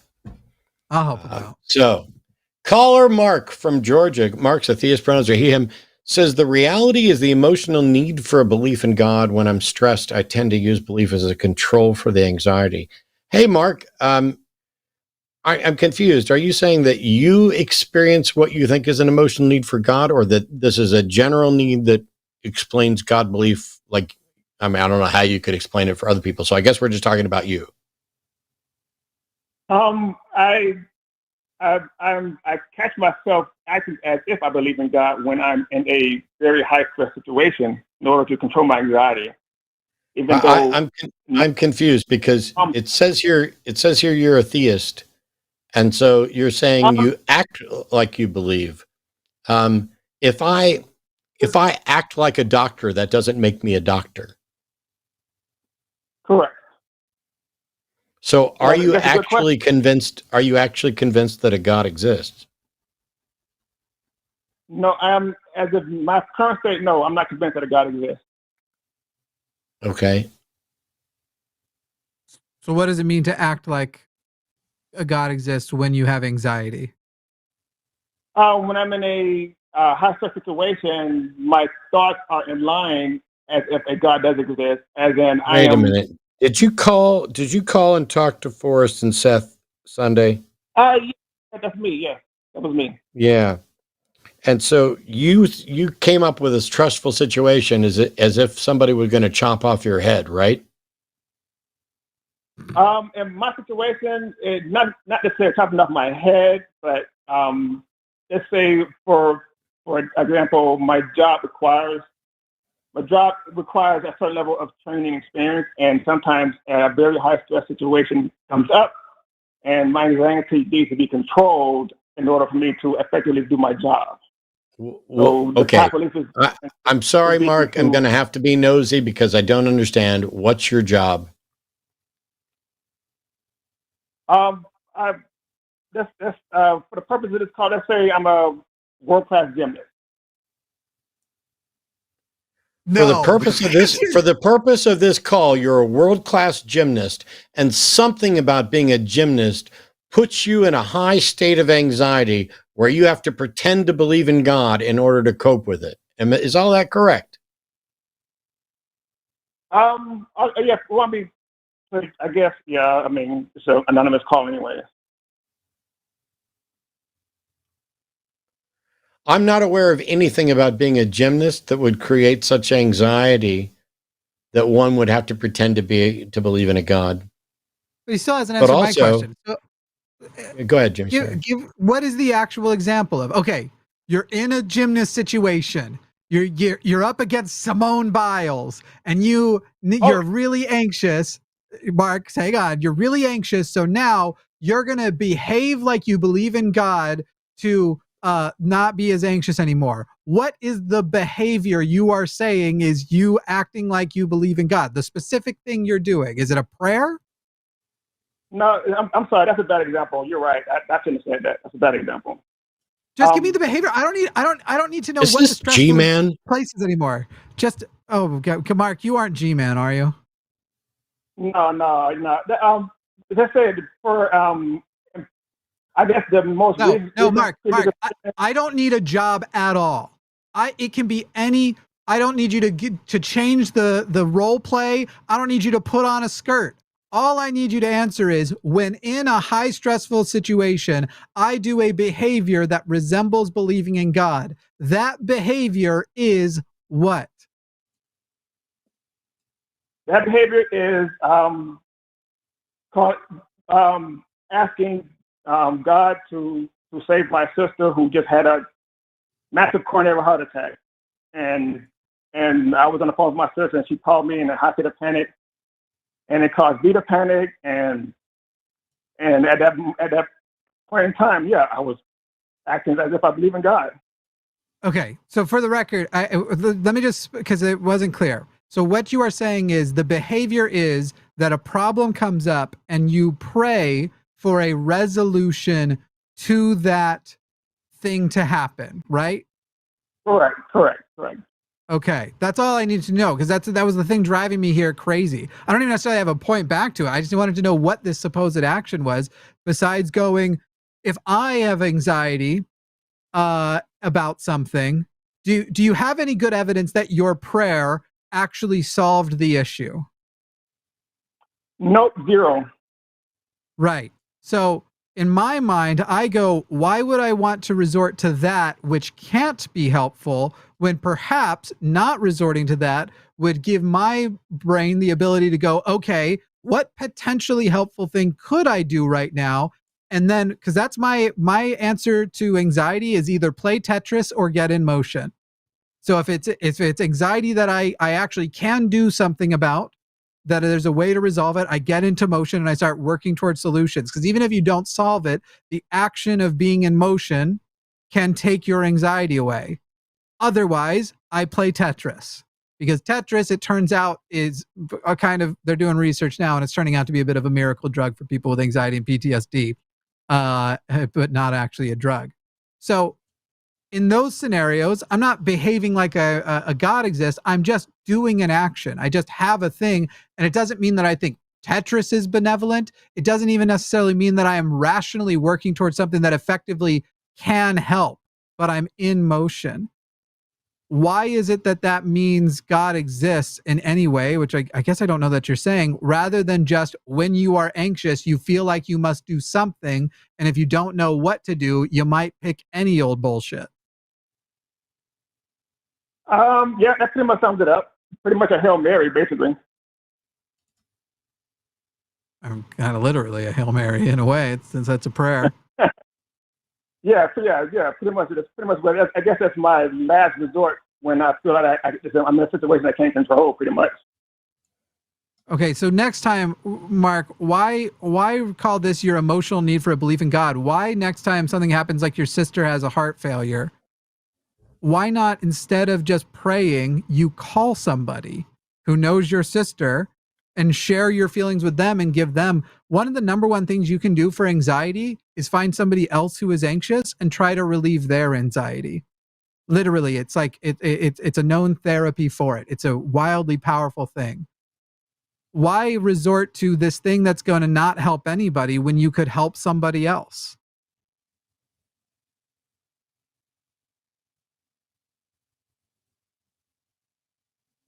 Makes sense.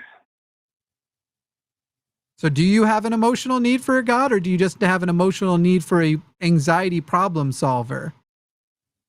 The latter would be, yeah, my go-to is a God for the anxiety controller, but it doesn't have I would to. definitely, I would definitely recommend seculartherapy.org. It's a really good way to find a therapist that's going to help you with science-based therapy and not advocate for anything supernatural or religious. All righty. Sounds good. All right. Thanks, Mark. Thank you, Mark. You know, we're going to Sorry if I go to was too super heated chats at here in a first. few minutes. What's that? I was saying, sorry if I was too heated at first. I thought he was making a point other than what he was making, and I was No, so it's pissed. monumentally irritating that Seth and Forrest went around and around with him on this whole thing of, you know, ooh, I feel an emotional need for God. Is that actually what's going on? I think you got to the crux of it. We've got one more call we're going to get to. And then when it's done, we're going to go through and we're going to read all your super chats that are over $10. And there's already just a truckload of them that have come in today. So we're thrilled for all that support. As a reminder, there are a number of different shows here on this particular network. I have, you know, the hang up here on Wednesdays. I'm looking at the calendar. And honestly, the calendar that's been posted is for March. And I have to go down to the tab at the bottom to hit February to get all of those, because what's going to end up happening is tomorrow is Transatlantic Call-In Show at 2 p.m. Central with Arden and Luxander. And on Friday, there's a Cus I Wanna. And that's right. I'm good to announce that. I think so. It was confirmed. Producer earlier. lady. Yep. Yeah. Okay. Fridays, Cus I Wanna, get this, 6 p.m. Central. Arden Hart's going to be joined by Jovan Bradley, who I can't stop hearing awesome things about. So I'm really excited to see how that goes. So tune in on Friday. It's going to be Saturday also. It's not on the calendar, okay. so I thought I'd inject it. Yeah. Probably Saturday also. Meanwhile, I've got to get videos and other stuff done. What else is coming up on the Sunday show at 2 o'clock? This coming Sunday is going to be myself and Seth Andrews. And we don't have a Skeptalk listed for the 3rd yet, but I'm sure that we will soon. Jimmy's going to be back with me on the Hang Up this Wednesday and Tuesday. In between all of that, Alyssa and Erica Gibbon are going to be doing Chewed Gum on Tuesday. So I want to make sure we get you guys directed to that. All right, let's try again to see if we've moved beyond the baby. We've thrown out the baby and the bathwater. And Gohan is a theist who is calling in because Gohan has reasons to believe in a God, and I couldn't be more excited. Start with one. Give us the one best reason to believe in a God. How are you guys doing? And I really hate to say this. I was really looking forward to this, but I want to say thank you for taking my call. Tonight's not the night. I'm sorry. Okay, just before you go, one reason, and we'll talk about it off air. Ah, damn. I already hung up. Okay. That's all good. Don't mess with the Gohan. There's a bummer. How wild that somebody stays on hold for that long to then be like, yep, it's just not going to happen today. I really want, no offense. No offense to Gohan. Gohan's a frequent flyer, or at least called several times, and there may be something there, something to discuss. So I don't want to throw in the towel, especially since we're constantly saying, hey, we want people to call in and defend their beliefs. But if you call in and just stay on hold for an hour and 40 minutes, I'm going to fucking bill you. I mean, I know we can't, but we pay for those fucking lines. People donate. $3. People, granted, $3 not going to be the end of the world. Somebody's going to submit a $3 super chat right now to say, here's the money from Gohan. As a matter of fact, there'll probably be several people who donate. So Gohan, you probably wound up making us money. But as much as I'm happy with us making money, I'd much rather have people actually call in and have the conversations that we're supposed to have. Yeah. Like, if we ever get to the point where shows like this are me and Jimmy coming on to talk about, for one of us to pretend like we still believe. Like, no, Jimmy, please explain to me. about how the magic underwear is a good thing, we could do that. But you got everybody excited. Yeah, because for sure. You were calling in. Oh, I was talking to go on. Sorry. Because you were calling in to defend a God belief. I've been here for decades. And evidently, the existence of God just isn't worth putting the time into. It's not worth, you got a demonstration that a God exists. And if I could demonstrate that a God exists, granted, I would have spent every waking minute from the time that I figured out that a God exists until whenever, constructing an ironclad argument supported by evidence and saying, here's the reason, and being able to point to everything. And I'd have done all of that. And then you know what I would have done? I wouldn't have called into the line. I would have submitted that to some philosophy journals or some science journals or whatever it happened to best fit. But at a minimum, I'd have done that before I bothered to call in here. I'm a weirdo. It is undeniable that I'm a weirdo. Now, as it turns out, I may not be autistic, but I'm close. Who the hell knows? But the weird thing, well, every test says no. Jimmy, who is, and desperately wants an autistic friend, has been the trying first one to. We didn't say no. It just didn't say it was as far. Which some of that is maybe accounted for your adapting over decades. I didn't cross the threshold on the test. There was a threshold where if you scored X or higher. Anyway, the point I'm making is that I get it. I'm weird. But when I figured out that the God that I believed in might not be real, it became the primary focus of my life. If God's real, that's the most important thing anybody could know. And if I was previously right about it and now I was wrong, I would definitely want to address that. I'm an atheist because I took this shit seriously. I've told the anecdote before about my best friend growing up. We went to the same church. He became a youth pastor. I went in the Navy. Growing up, we had a lot of the same ideas. We hung about, we ran, we did good stuff, we did bad stuff, we did mission trips, we drank alcohol, we did, we had sex, we did all kinds of stuff. Not together, but, whatever. The point is, he eventually stopped being a Southern Baptist youth minister and became a Catholic, in part because he divorced his first wife and married a Catholic woman. And when I asked him, when he found out I was an atheist, he asked me, why are you an atheist? We grew up believing the same things. Why are you an atheist? And I was like, yeah, I got a question.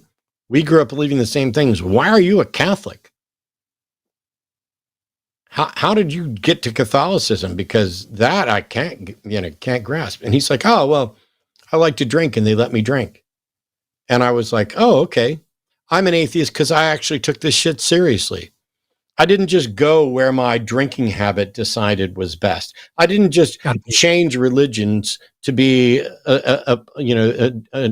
joined appropriately or equally yoked with my wife or my partner or spouse or whatever else.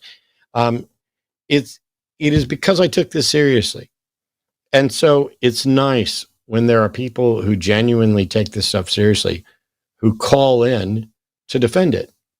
And that's one of the reasons why it's so frustrating at how infrequently it happens. We get a lot of good calls from people who are deconstructing and struggling. And I think part of the reason we get calls like that and that they're good calls is because The people who are deconstructing are the ones, sorry, if you think this is inaccurate, by all means, feel free to call in and prove me wrong. But the people who are deconstructing are the ones who took this seriously, the ones who cared about having good evidence and good reason, the one who cared about not engaging in fallacious arguments, the ones who understood that if an argument is fallacious, that doesn't mean it's false, but it means you cannot use that argument to justify saying it's true. That arguments, syllogisms, are judged on validity and soundness, and validity gets to structure, and that's where you have formal fallacies. But once the structure is sorted, the only thing that's left is the premises. And are they true? Or more importantly, and more accurately, are they accepted? Whether or not we have the truth or can tell if they're truth are completely secondary. Because if you accept the sky is green, that can become a premise. And as long as you accept that premise, you are looking at a potentially sound syllogism because you accept that premise. It's not sound from my perspective because I don't accept the premise that the sky is green. This is why we have these discussions about premises. This is why we have discussions about fallacies. Because if an argument is fallacious, what it means is you cannot affirm its conclusion. And on that note, the producer has let me know that it's time to start the super chats. I was waiting on Jimmy to get back, but you know what? Fuck that guy. He left in the middle of the show. Well, all right, he left at the beginning of the end of the show, but $9.99 from Greg Murkowski. Here's my crank super chat with my very real $9.99. Thanks for the show. Glad to catch Jimmy. Yep, I was so happy when we managed to get Jimmy in because he's going to be back next week as well. And I know there's stuff we wanted to talk about, but getting him in here for this is a big deal. $10 from Etienne Unsen. Been waiting forever for a Matt and Jimmy show to ask this. How did the two of you meet? Jimmy, go and do a whole show where you attempt to talk to Jack the whole time. This is kind of weird because I remember somebody else super chatting or sending an email to talk about how Jimmy and I met. And I genuinely, I know how I was first introduced to Jimmy by someone at the ACA who wanted me to do a video with Jimmy or whatever. But I genuinely don't remember at this point, it feels more like we've known each other forever, which isn't true, but Jimmy's back. Jimmy's back, and Jimmy's here to because my memory is shit. Okay. Jimmy can answer the question that Etienne Unsen just asked, which is, how did we meet? You and I? Yep. You don't want, okay. I know the answer. We met, we were introduced by a person who at the time was a mutual friend of ours who we now both wish would die. Maybe not that bad, but okay. I would go out of my way to avoid. I am very not fond of. If he were lying bleeding on my front porch, I would have to take some time to seriously consider what aid I might legally be required to offer. Yeah.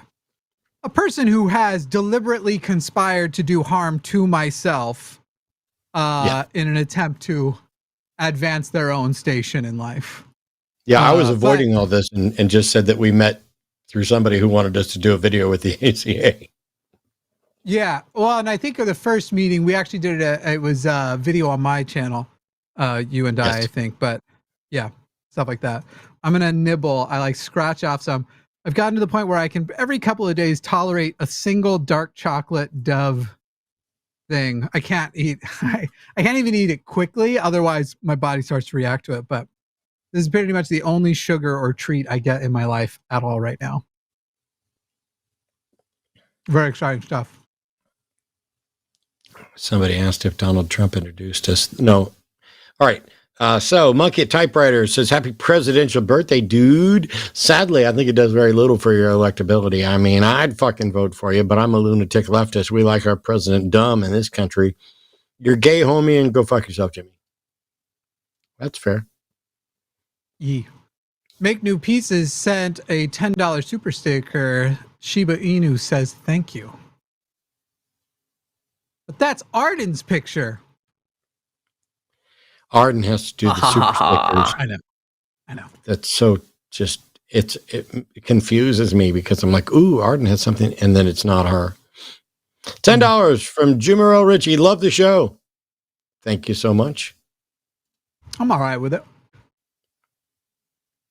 From Raven 200, be sure to like the video, or Arden might hit you with an RKO off a 20-foot ladder. Then Matt might hit you with a springboard moonsault like Sabu. Jimmy, go take an RKO and a springboard moonsault.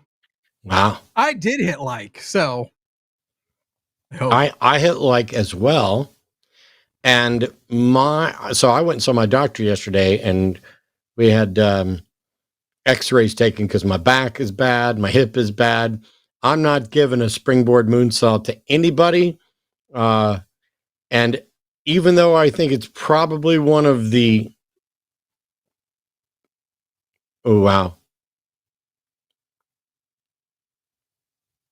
The RKO might be one of the easiest for me to execute, apart from the timing.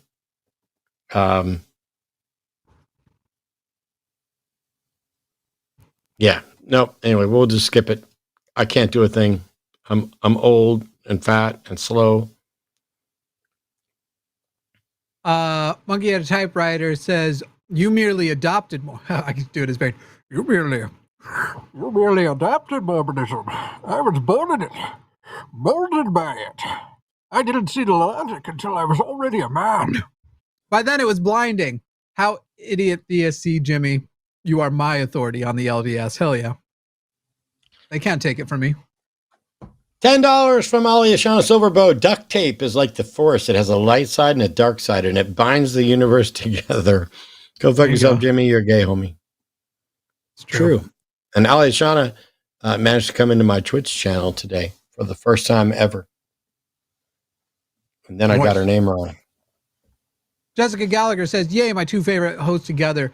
Just wanted to drop an idea for a show. Have born-again atheists call in with their testimonies and story of how they deconverted. Thank you both so much for all you do. I like the idea, except for that we've done things like that over the years. Nobody watches it. It is an idea we've tossed around many times ever since there was someone who suggested that instead of having intellectual lecturers at atheist conventions, we should have people just go up and tell their story, because that lets people know they're not alone. They're not the only one. And there's so many similar stories that it builds connections between people. And it's a great thing to do at a convention. Another thing that I think would be great at a convention that somebody else suggested, neither of these suggestions are mine, is just people keep coming up to me and saying, boy, I wish they'd do this at a convention. And then I tell the convention organizers, here's what people want you to do. And then they don't do it.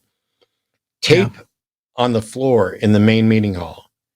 Get out tape and tape an outline of the entire United States of America, and maybe include Canada or whatever else. And then at some point during the convention, have everybody go stand where they live. Because it's a really good thing to get a visualization of, wow, you're much closer than I thought. You're basically my neighbor. Or I've been visiting so much with this person over here in Hawaii that I'm going to have to plan a trip to Hawaii so that we can interact some more.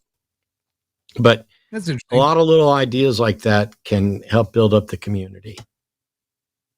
$10 from Cumber. The line is evolving. Thanks, Jimmy and crew. That's true.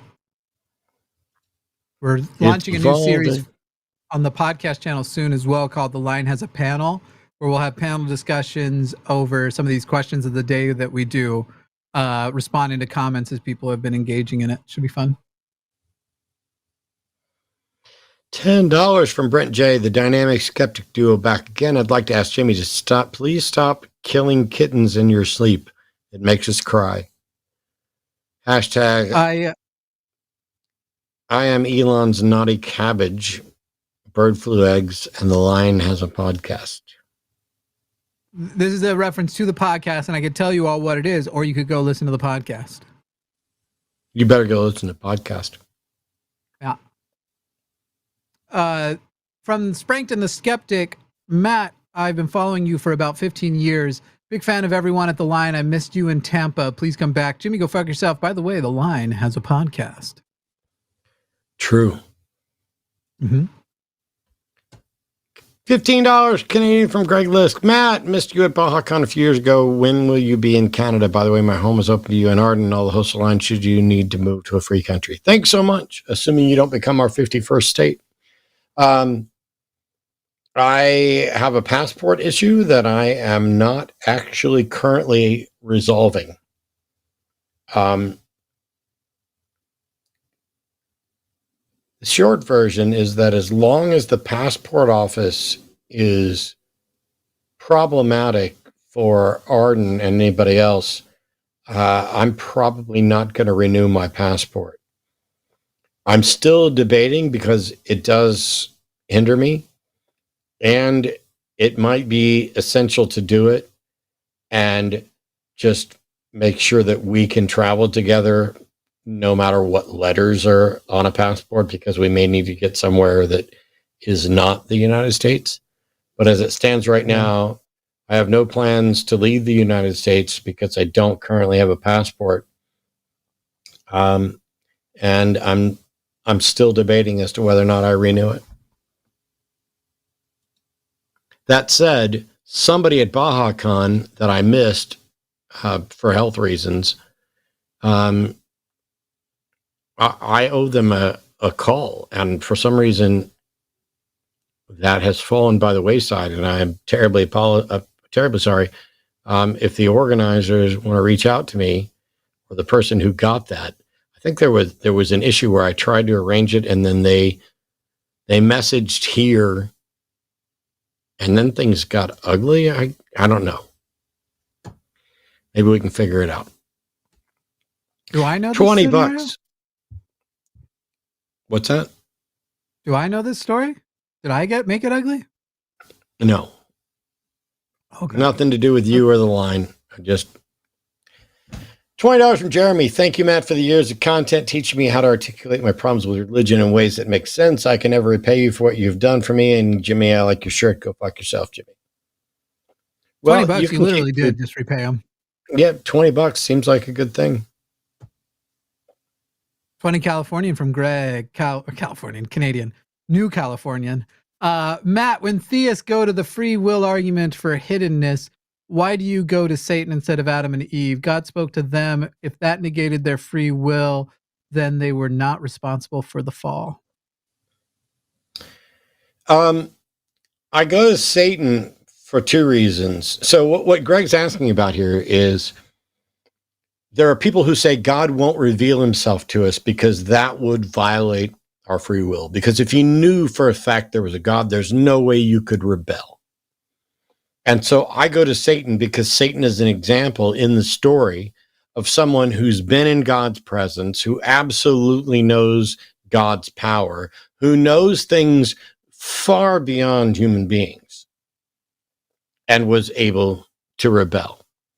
I don't go to Adam and Eve because at the time that they sinned, they were essentially innocents, according to the story. And I think they should be viewed as blameless. I don't know how you can hold someone at fault for failing to understand something that they literally could not have understood. It's like they were punished for not knowing calculus. Yeah. Or for, yeah, whatever. The Mormon version of Satan is even dumber. Oh, sorry, you're done. No, you're good. It's even dumber because it's like So everybody existed before they were born also. So you've got billions of angels in heaven that were going to eventually get a body. There's billions, trillions really. And Satan and Jesus both make pitches, and God goes with Jesus's pitch of how the world is going to run. And then Satan rebels, and he is so convincing that he convinced 1/3 of all of the angels who know God, have no faith. They have zero faith. 1/3 of all of the angels go with Satan and now operate as his demons, essentially. And then the story is like, and then one day God will conquer all of them, and all the angels know that. And it's like, if somehow Mormonism was like closer to true, or like that stuff happened, God definitely is changing the story, because why would 1/3 of angels go knowing that it will lead to there's nothing they can do to stop it leading to their destruction?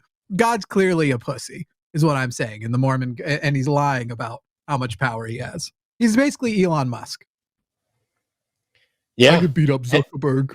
And the difference, of course, is that God's kind of closer to Trump in that 1/3 of the people in the country decided to go with Trump, and nobody voted for Elon. So, yeah. $10 from the Raven, 200. See that like button? See that pretty curvy, alluring like button? It wants you to consensually give it the best night of its life. Go right ahead. You know you want to. Hashtag kinky like button gang. Yes. Pound like it's prom night and you've been waiting all year. Somebody in chat was saying they need to get a fake phone number so they can call in. Well, they don't seem to be a troll. So you don't need to. We don't publish your phone number anywhere. Only we see it. Find a way to mask the number. Why? Why do you need to mask your number? All right. Rob says $1,000 to any gay Michigander who sleeps with the twink that proposed a resolution to overthrow Obergefell. That could be funny.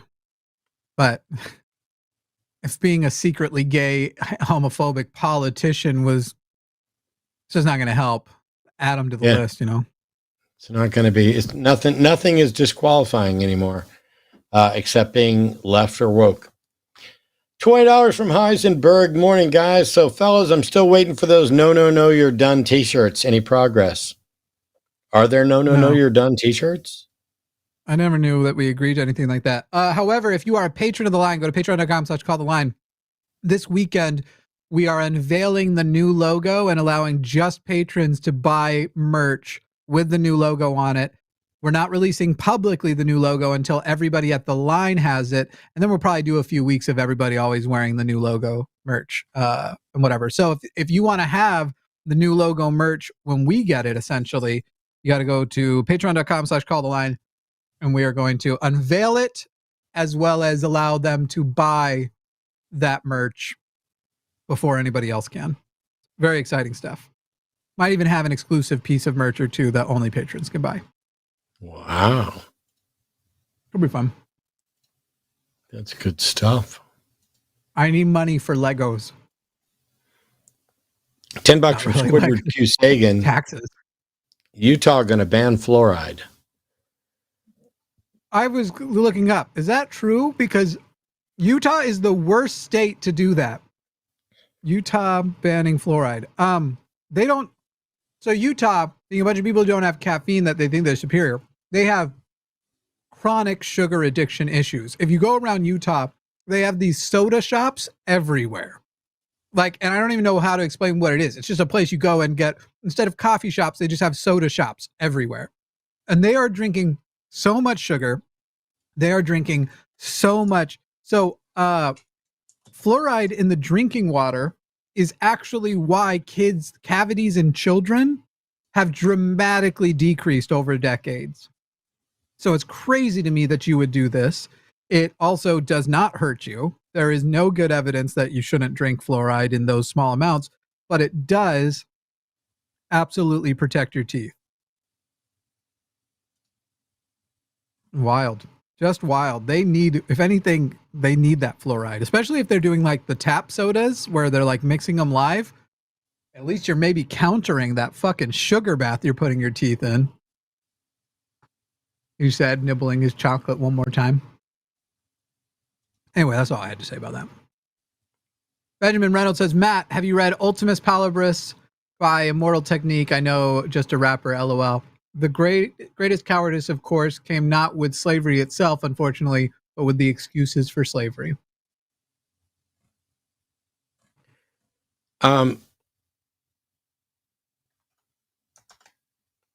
I'm confused. God fucking damn it.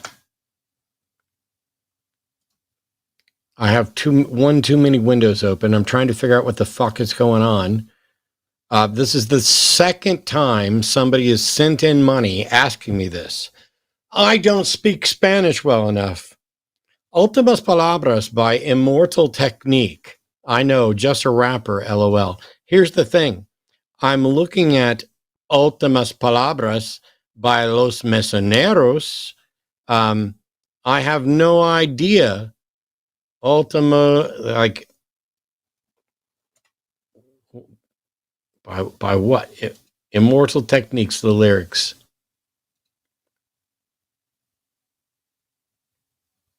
Okay, so this is a different Últimas Palabras, evidently. Okay, so I did not. Video on YouTube. A new American revolution has begun, not against the forces of a colonial kingdom, but a rebellion against an oppressor that has risen among us. It is not a foreign invasion we have to fear, rather the threat of a force within our nation that has usurped what was once a dream of having the greatest democracy ever known to man.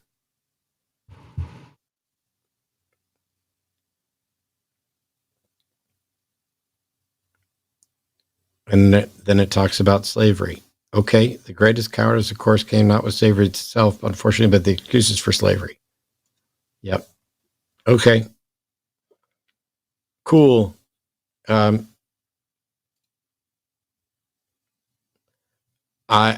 now have it open, so I will, I guess, read it later. I don't know. I don't know what the fucking point is. This is the thing that's irritating. You just don't take this the wrong way. You're like, it's like you're trying to get me to read your favorite thing. And I have enough on my plate that I haven't read your favorite thing. So now I'm going to read it and try to figure out what I'm supposed to get out of it. But it's fine. I appreciate it. It's just when you send multiple messages like, have you read it yet? Have you read it yet? All it does is create anxiety and makes me feel like a fucking failure that should have read something. Please read my thing.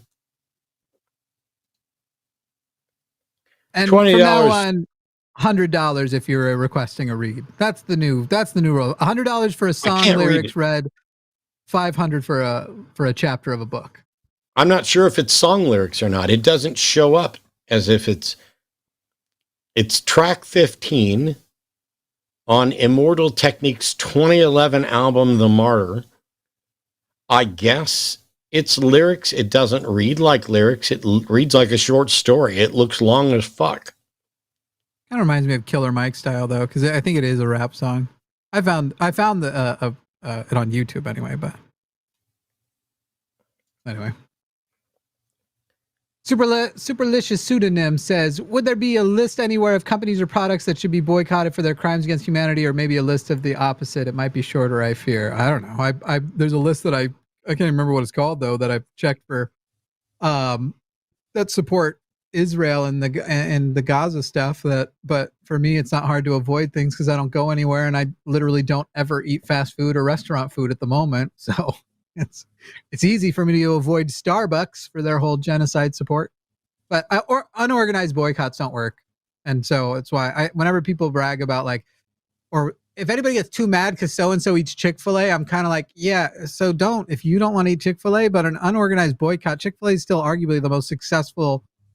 The boycott apparently isn't working because they're so successful that malls are kicking them out because the lines are obstructing their parking lots too much.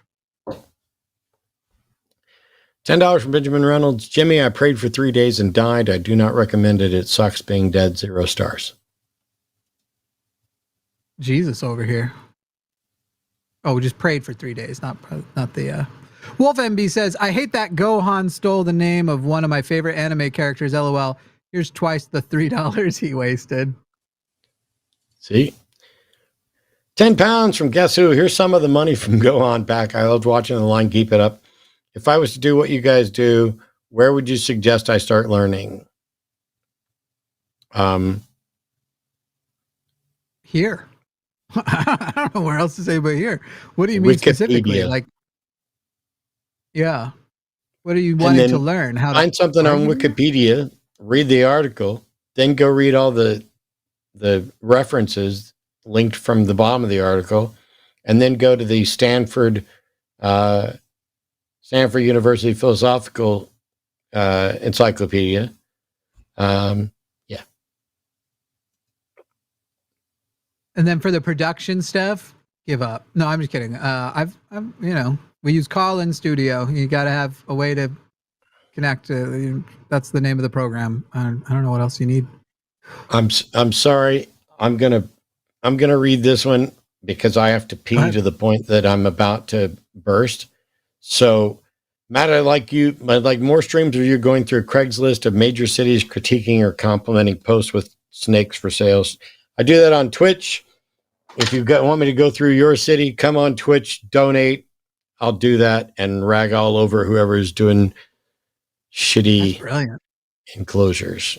There's Mr. Boricua for you. Be right back. Jimmy, looking very good lately. Good on the progress despite the why. Hope it's not giving you much grief. I crossed the negative 60 pounds the other day. To better health, all of you have money for wasted time. Yeah, it's I'd say I'm making progress. Things are getting better. Tomorrow I'm headed to a doctor to try and get some more things. Hopefully more progress happening, but I don't know. I would say obviously things are better than a year ago, because a year ago, for example, this Sunday, somebody who I am very deeply in love with is coming to visit and will be with me for about a week. And will be staying with me, and we're even going to go spend a couple of days nearby, but and I'll probably come back home plenty. But we technically have a couple of days elsewhere that we're going to be hanging out and doing stuff, and that is definitely not anything that would have been close to possible a year ago. So there's a lot of things where it's like, yes, clearly things are better and things are getting better, but they're not good yet, but they're better. But, personal life-wise, love life-wise, I don't know how things could be better. I'm just like, I'm going through my romance era, very deeply in love with a very kind, wonderful person who I'll probably say sweet things about from time to time, but realistically, you all will probably never meet. Not because of you, but because of the rest of the internet. Because I wouldn't want to expose them to such a life. Yeah.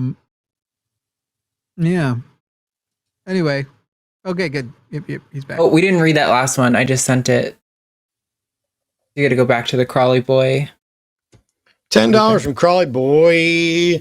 Former theist on anxiety, not beheld to a God gives me autonomy to get help for developing healthy habits around it. Meds take the edge off, can rationally work through them instead of suppressing. Kind of a good point. How many people have given up on actual good therapy because they figured their God stuff will figure it out? $10 from Crystal B. Got a split for my school lab. Love y'all. Great show. Bye. Bye, Crystal. Stephanie Helms. I know that guy. Same. I don't know to what that is referring. I don't know what that's referring to. Could be. Stephanie's a friend. Maybe she's just saying, oh, look, Jimmy's on the line. That's not normal. And yet I'm probably coming back Saturday because I've been challenging people on threads, and supposedly all these MAGA people are going to come and debate me. And then I will be back the following Wednesday. So I'll be here a lot for the next week. This is me or you? I lost track. It's you. Daniel Bray says, I got my tax refund and don't know how to have money, but frankly, Jimmy, I love you so much. Frankly, Jimmy, I love you so much. dark times, but I try and spread the word of the line. I feel it's a critical resource for humanity. Go fuck yourself, Jimmy. That's fair. $10 from Jamnik06. Thank you, Jamnik. What was Darth Vader seeking when he went to an Italian bakery? Only one cannoli. That's pretty bad. Hashtag Star Wars joke for Aliashana Silver. I don't know who that is. We were having. You don't know who Aliashana Silverbow is? Oh, she super chatted earlier. She's the one who said just came to your Twitch today. Yeah. Hung out on Twitch today. We did some bad dad jokes. $10 from Cheeseburger. Can we please stop referring to Elon Musk simply as Elon? There are people with that name. I no, but I get it. I get why you would ask, but no, I'm not going to change. I'm not going to stop doing that. Yeah, I'm sorry, but if you named your kid Adolf, you fucked up. And if you named your kid Elon, you fucked up. You didn't know you fucked up, at least when you named him Elon. The modern Adolfs know. You I will say that it's really difficult for me not to do an Uncle Roger impression that would absolutely get me canceled as a racist every time I say you fucked up. But yeah, I can feel that. I watch the YouTube channel and it's funny as fuck, but not me. I have to remind myself that when people say Uncle Roger, they're not referring to the alien on American Dad, who is also Uncle Roger. So I was like, wow, Matt that'd be great. Margarita Perez said, for a very generous $50, you guys are awesome. Grew up Catholic. Enough said. True. My condolences. Congratulations on escaping. $10 from Mr. Boricua. Jimmy playing a game of r/malicious compliance with the LDS is bloody awesome. If I'd been through all the rigmarole when attending the Catholic Church, I may have done likewise after hearing Jimmy. Yeah, there was even a period of time where I would say, like, if they don't want me to use the label, they can excommunicate me. But now, actually, that won't stop me either. They don't get to take it from me now. And some of that's been building community with ex-Mormons and realizing like how that community exists and how that sort of like level of understanding you have with other ex-Mormons that you don't feel with other people. Not say you can't also be close with other people, but just the realization there's that baseline. And now I'm like, actually, the fact that I was/am Mormon is very important to me. So they can take it out of my cold, dead hands. Kate Space says, I need money for Legos. You and me both, brother. Thanks for the show, guys. Always enjoy both of you. I actually we're getting into tax season, and so it's more Legos for the government. $10 from One-Eyed Heathen. My super chats seem to be too colorful for the tube, so I'll just say go fuck yourself, Jimmy, and your gay homie, Matt. Evidently, you were using language that YouTube was not fond of. And they'll let a few things by. Raven 200 says, I can see Matt's finisher being a stunner or a variation of the DDT. Jimmy would definitely be the manager who takes the bump after the match. The line would make a great stable. I know you're talking about wrestling, but if you just imagine that you're talking about porn, this is a very much funnier sentence. Holy moly. $100 from Rick. Thank you so much, Rick. That's incredibly generous. Hey, Matt, have you read the Bible yet? Well, I was going to get on it, but Benjamin Reynolds keeps asking me to read this fucking rap song. and I already, by the time I got to paragraph 2, I disagreed with the rap song because we now live in a world where the population has grown exponentially and the planet is running out of resources to sustain us all. I'm not convinced that that's a true statement yet, but I get the sentiment. But yeah, there's a bunch of really good stuff in the song. I've read it while I was sitting here, and now I understand. So yeah, I should have time, Rick, to get to the Bible really soon. I'll get right on that. Benjamin Reynolds says, I'm sorry, Matt, I didn't mean to make you feel anxiety, just that it was written in 2011 and is quite relevant to today's politics. Peace to you and Jimmy. The line is amazing. Promise is best. Go fuck yourself, Jimmy. You're gay, homie. I'm very fond of Promise. I'm very fond of everybody who isn't me on the line, though. To be fair, I asked Promise to substitute in and fill in tonight, but Promise was on the phone with Jimmy, And when we didn't get an answer immediately, I was like, well, that's a no from Promise. So that means Jimmy's going to host with me tonight. So it's all good. Part of that's Promise was doing a thing that Promise will take the weight of the worlds on her hand. And technically she was saying yes in a way where I knew she was taking on too much. And I went, I can fill in and it really wouldn't be a problem. And she kind of was like, okay, thank you, please. Because Yuka is very sick and she is managing both of their work stuff right now as well as her own. But she does not like saying no to people and she doesn't like, she wants to solve everybody's problems. Yeah. You get better at saying no. Just don't do it too often, but you get better at it. The other thing is that, so I appreciate this, Benjamin, and I'm grateful for you saying this, and I am confident that you will laugh when I tell you that just the wording of this, when you say, I didn't mean to make you feel anxiety, just that it was written in 2011 makes me go, and now it's 2025. How is it that in 14 fucking years you haven't read this one song and I've only asked you twice? You know, someday you'll get to it. Somebody once told me. Oh, I can't do that. That was the wrong key anyway. $10. Yeah, go ahead. From Horned Owl. Jimmy, currently listen to the line while building a Lego creation of my own design. Here's $10 towards Jimmy's Lego needs. Enjoy. Keep up the great work. Hashtag the line has a podcast. Thank you. Sweet. Tammy B says, forgot to thank Matt on the last super chat. Shout out to Arden in chat. What? Hey, you know who you forgot to thank, Tammy? You forgot to thank my brother. So you better send in another $5 and thank my brother. And then we'll just start going through the phone book at everybody else that you forgot to thank. And you just send $5 in for each one of them. And do I owe that? Thank you. Jimmy will finally be proud of me for getting super chats in instead of berating me as a failure every day. $10 from the Raven 200. I mean, when you think of it, Jimmy, prawn and wrestling aren't too different. True story. It's sad we can't just write porn in a super chat. We have to write prawn. Yeah, how wild is that? What happened to J Mike? Why? I'm not good enough for you? I'm not good enough? Nobody's good enough for J Mike's fan. J Mike, who we wish all the best to. It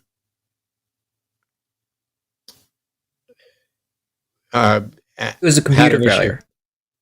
Yeah. Oh. And so when the technology does not permit it, we don't get to have the guest on. And that's when we start reaching out to say, hey, who can do the show? And that's when Jimmy goes, you know what? I said I didn't want to do the show anymore, but I've had a bug up my ass for 2 or 3 days on one subject. And I think it might kind of be fun if I got to do my Trump impression and tried to call out a believer for not engaging honestly. And then Jimmy ends up as the co-host. That's just the way it works all the time. When the tech does not permit, the line will never quit. That's Thank true. You, Johnny Cochran. I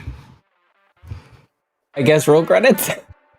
Well, I was going to sit here and I was going to be like, hey, we rolled credits. We didn't say anything. I wonder if we should just not say anything and be like, is anybody going to say anything? And then Arden said something. So what we've learned here is right at the end of the show, Arden is the one who is most professional and most uncomfortable with inappropriate silences and dead air. So click like, subscribe, go to patreon.com/calltheline. Tune in tomorrow for the Transatlantic Call-In Show.